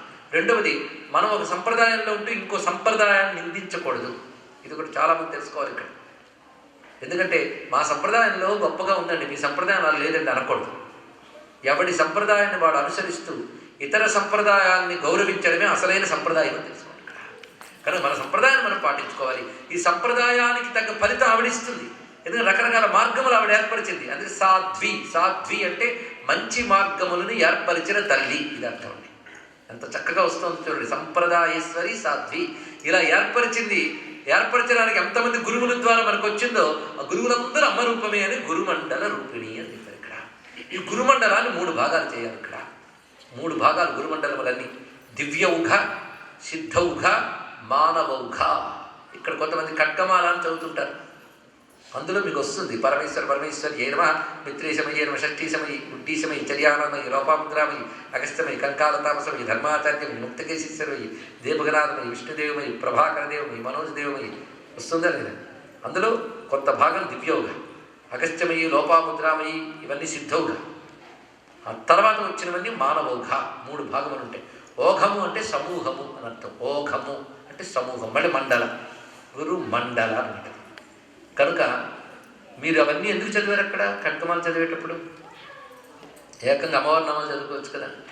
అంటే వీళ్ళందరి వల్ల ఈ విద్య వచ్చింది. వాళ్ళందరికీ నమస్కారం చేసుకుంటున్నాం. దివ్యౌఘ, సిద్ధౌఘ, మానవౌఘ. దివ్యౌఘ అంటే దేవతా లక్షణము కలిగిన గురువులు. సిద్ధౌఘ అంటే అగస్త్యాది మహర్షులు. మానవౌఘ అంటే మన దాకా తీసుకొచ్చిన ఆదిశంకరులు మొదలైన వారందరూ మానవౌఘ అవుతారు. ఇక్కడ ఇలా 3 భాగాలుగా మనం విభజన చేసుకుంటున్నాం. దివ్యౌఘ అన్నప్పుడు దేవతల్లో అమ్మవారి విద్యను ఉపాసించే వాళ్ళు చాలామంది ఉన్నారు. మీరు ఖడ్గమాలో చదివిన వాళ్లే కాదు, ఇంకా చాలామంది ఉన్నారు. శ్రీ విద్యలో 12 మంది ఉన్నారటండి గురువులు. ప్రధానంగా శివుడు, విష్ణువు, బ్రహ్మ, ఇంద్రుడు, సుబ్రహ్మణ్యుడు, మనువు, చంద్రుడు, సూర్యుడు, వీళ్ళందరూ శ్రీ విద్యోపాసకులు. 12 వీళ్ళందరూ దేవతా లక్షణములు కలిగినటువంటి గురువులు, అమ్మవారిని ఉపాసించిన వాళ్ళు. వీళ్ళు దివ్యౌఘ. సిద్ధౌఘ అంటే ఋషులు, అగస్త్యాది మహర్షులందరూ కూడా వాడు సిద్ధౌఘ అంటే దేవర్షులు. వాళ్ళందరూ మహాత్ములు, గొప్ప జనములు కలిగిన వారు. తర్వాత మానవులు అంటే దేవతలు భగవంతుని ఉపాసించే వాళ్ళైతే సాధన చేసి క్రమంగా భగవంతుడిని పొందినటువంటి వారు ఎవరైతే ఉంటారో వాళ్ళు మానవౌఘం. ఇలా 3 ద్వారా మనకు వస్తుంది. కనుకని మనం గురుమండల రూపిణి అన్నప్పుడు దివ్యౌఘ, సిద్ధౌఘ, మానవౌఘ అనబడే గురువుల రూపంలో మాదాక జ్ఞానాన్ని ఇచ్చిన జ్ఞాన రూపిణి అమ్మవారికి నమస్కారం. అంత అందమైన విషయం చెప్పండి ఇక్కడ. కనుకనే గురుమండల రూపిణి అంటే ఈ మండలములన్నీ తలంచుకోవాలి. గురుమండలం అనగా దివ్యౌఘ, సిద్ధౌఘ, మానవౌఘములు. ఇన్ని అర్థములు ఉన్నాయండి అక్కడ. దీన్ని బట్టి జ్ఞానము, దాని విస్తారం, ఎన్ని రూపములు ధరించి మన దాకా వచ్చింది. ఒక్కొక్క సంప్రదాయానికి ఉన్న గొప్పతనం, ఆ సంప్రదాయాన్ని అనుసరించడం వల్ల వారిని అమ్మవారే అనుగ్రహిస్తారు, ఆ సంప్రదాయంలో ఉన్నటువంటి వారిని అంటూ సంప్రదాయేశ్వరి సాధ్వి గురుమండల రూపని చెప్పడమే కాకుండా గురుమూర్తి గుణనిధి గోమాత గుహజన్మభూ. ఆవిడ గురుమూర్తి అంటే ఆవిడే గురుమూర్తి, గురువు ఆవిడ మూర్తి. 2 అర్థం చేసుకోవాలి. ఎందుకంటే గురువులు నువ్వు ఆవిడిచ్చిన జ్ఞానమే చూస్తున్నాగా, అది ఇక్కడ. ఆవిడే గురువు అనుకో, సరైన గురువుని ఆవిడే ఇస్తున్నారు. గురుమూర్తి, ఇది గొప్ప విషయం. ఇది తీసుకునే కుండలి కుమారి కుటిలే చండి చరాచర సవిత్రి చాముండే గుడిని గుహారని గుహ్యే గురుమూర్తే త్వాంనమామి కామాక్షి అన్నాడు ఇక్కడ మహాత్ముడు. గురుమూర్తే త్వాంనమామి, హే గురుస్వరూపుడైన కామాక్షి నీకు నమస్కారం అన్నాడు. అందుకే మూగవాడైన మూక కవికి అమ్మవారిని చూస్తూ ఆరాధన చేస్తుంటే ఆవిడ కదిలి వచ్చి ఆయన నోట్లో తన తాంబూల కవళాన్ని పెట్టి మూగతనం పోగొట్టు పలుకునిచ్చిందండి. ఇప్పుడు ఆవిడ గురుమూర్తి అవునా కదా చూడండి. ఇక్కడ జ్ఞానాన్ని ప్రసాదించింది, జ్ఞానాన్ని వ్యక్తపరిచే శక్తిని ఇచ్చింది. అదేగా గురువు చేయగలిగే శక్తి. కానీ అసలు గురువు అమ్మవారు. ఈ గురువు బాహ్య గురువు అసలు గురువుతో మనకు అనుబంధం ఏర్పరుస్తున్నాడు. అప్పుడు అసలు గురువు మనల్ని అనుకరిస్తుంది. అందుకు మనకి బాహ్య గురువులో అసలు గురువుని చూడాలి. ఎందుకంటే అసలు గురువుతో అనుబంధం ఏర్పరుస్తున్నాడు కనుక ఇది తెలుసుకోవాలి ఇక్కడ. అందుకే అసలు గురువుని మర్చిపోవద్దు. అసలు గురువు అమ్మవారే. ఆవిడే గురుమండల రూపిణి, గురుమూర్తి, గుణనిధి. అంత గొప్ప మాట. దయ, సమర్థత మొదలైన అన్ని గుణములు అమ్మవారి దగ్గర పుష్కలంగా ఉన్నాయి. కానీ గుణనిధి ఆవిడ గోమాత. గోమాత అంటే కామధేను, సురభి, నిజమేనమ్మా. గోమాత కామధేను. మనకి ఏది కావాలంటే అది ఇస్తుంది ఆ తల్లి, అవునా లేదా? కామధేను ఏది కావాలన్నా ఇస్తుంది. కానీ గురుమూర్తి అయిన అమ్మవారు ఆవిడ దగ్గర అన్ని సుగుణాలు ఉన్నాయి. మనకి ఏది కావాలన్నా అది ఇస్తుంది. కానీ కామధేనువు అన్నారు. దీన్ని బట్టి గోవులో కూడా అమ్మవారిని చూడయ్యా అని చెప్తున్నాడు. ఇది ఒక అర్థం. అందుకే భారతీయులు గోమాత అమ్మవారి రూపం అంటారు. ఇంకొక అర్థం గోవులు అనగా వాక్కులు, మంత్రములు, జ్ఞానవాక్కులు, ఇవన్నీ గోవులు. వాటన్నిటికీ ఆవిడ తల్లి. ఏ జ్ఞానమైతే మీకు వాక్కుల ద్వారా చెప్పబడుతూ ఉన్నదో, వేదంలో ధర్మం చెప్పారు, మాటలేగా. వేదంలో ఉపాసన చెప్పారు, భక్తి చెప్పారు, మాటలే కదా. వేదాంతం చెప్పారు, మాటలే కదా. ఏదైనా మాట లేకుండా ఏదీ లేదు. అలాంటి మాటల రూపంలో జ్ఞానమంతా మనకి ఇస్తుంది. కానీ జ్ఞానాన్ని ఇచ్చే మాటల్ని గోవులు అనాలి. ఈ గోవులన్నిటికీ తల్లి అనగా వేదములకు తల్లి గోమాత. ఎందుకంటే సరిగ్గా గురుమూర్తి దగ్గర చెప్పడానికి అర్థం చెప్పాలి. అలాంటి జ్ఞానం ఉన్నవాడు ఒక ఆయన ఉన్నాడు, జ్ఞానాల్లో గొప్పవాడు, గుహ సుబ్రహ్మణ్యుడు. అలాంటి జ్ఞానికి కన్న తల్లి విడ గుహ జన్మభూవు. అంత గొప్ప మాట చూడండి ఇక్కడ. కానీ గురుమూర్తి అని అమ్మవారిని ఆశ్రయిస్తే వాళ్ళ అబ్బాయి పెద్ద జ్ఞానమూర్తి. వాళ్ళ అబ్బాయికి ఆ జ్ఞానం ఇచ్చింది ఆవిడ. ఆవిడ ఇచ్చినటువంటి జ్ఞానశక్తి ఆయుధాన్ని పట్టుకునే తారకాసుర సంహారం చేసిన మహర్కోడు. అందుకే శివజ్ఞాన ప్రదాయిని. ఎన్ని రకాలుగా ఆమెని గురుస్వరూపంగా లలితాశాస్త్రం మనం చూస్తున్నాం. ఎన్ని రకాలుగా గురు రూపంగా మనం చూస్తూ గురుమండల రూపిణి అయినటువంటి అమ్మవారు ఇందరు గురువుల రూపంలో మనం అనుగ్రహిస్తూ ఉన్నది. ఇందరు గురువులు కనబడుతున్నా ఉన్నది ఒకటే అమ్మవారు. ఆవిడే జ్ఞాన రూపిణి. ఆ తల్లిని గురువుగా ఆశ్రయిస్తే మనం తరించిపోతామనేది సారాంశంగా తేలిన అంశం కనుక అమ్మవారు గురువు, అమ్మ గురించి చెప్పేవారు గురువు. అంతే. ఇక్కడ మనకు లేదు. ఇక్కడ ఆ చెప్పేవాడు ఉపాధి కాదు, అందులోంచి చెప్పబడే అమ్మాయి ప్రధానమైన వస్తువు అవుతుంది ఇక్కడ. అందుకే ప్రహ్లాదుడు ఒకటే మాట చెప్పాడు, కుంభినీధము చెప్పాడు గురుడు గురుడు తండ్రి హరిజేరుమని ఎడి తండ్రి తండ్రి అన్నాడు. 2 చీవాట్లు పెట్టాడు ఆయన. అడిగింది ఎవరో తెలుసా? తండ్రి. ఆ విష్ణువుని మానిరా అని. నీకు ఎవడు చెప్పాడు రా ఇది అని.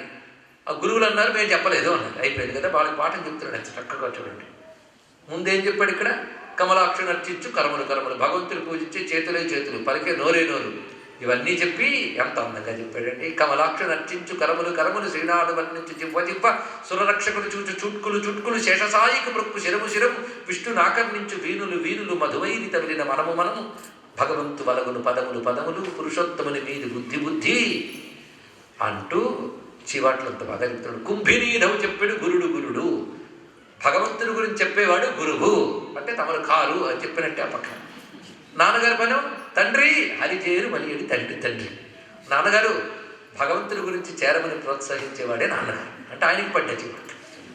మెత్తగానే మాట్లాడి చెప్పాలని చెప్పారు.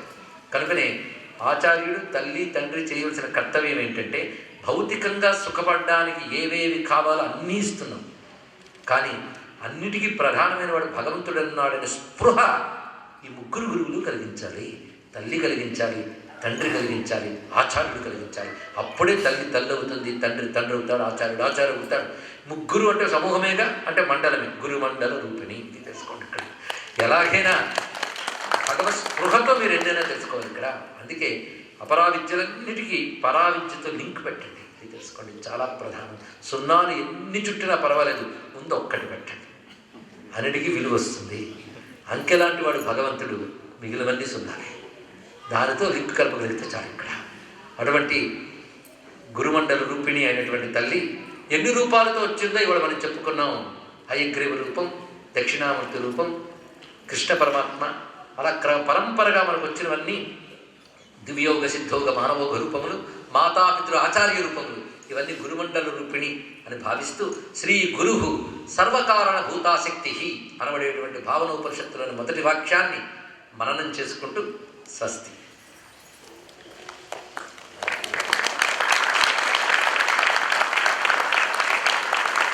ఇవాళ చక్కగా 6:15 అనుకుని 7:15 కల్లా ప్రారంభించేశాం. చాలా బాగుంది. మొదటి రోజు ఇలా ఆరంభిద్దాం, ఎందుకంటే ఇవాళ అమ్మవారు గురువు రూపంలో వచ్చేసారు. రేపటి నుంచి కామాక్షీదేవి యొక్క వైభవాన్ని మనం చెప్పుకోబోతూ ఉన్నాం. అనేక శాస్త్రాల్లో చెప్పబడ్డ అమ్మవారి వైభవాలు లీలలు మిగిలిన 3 రోజులు మనం చెప్పుకుని ధన్యమోదాం. స్వస్తి.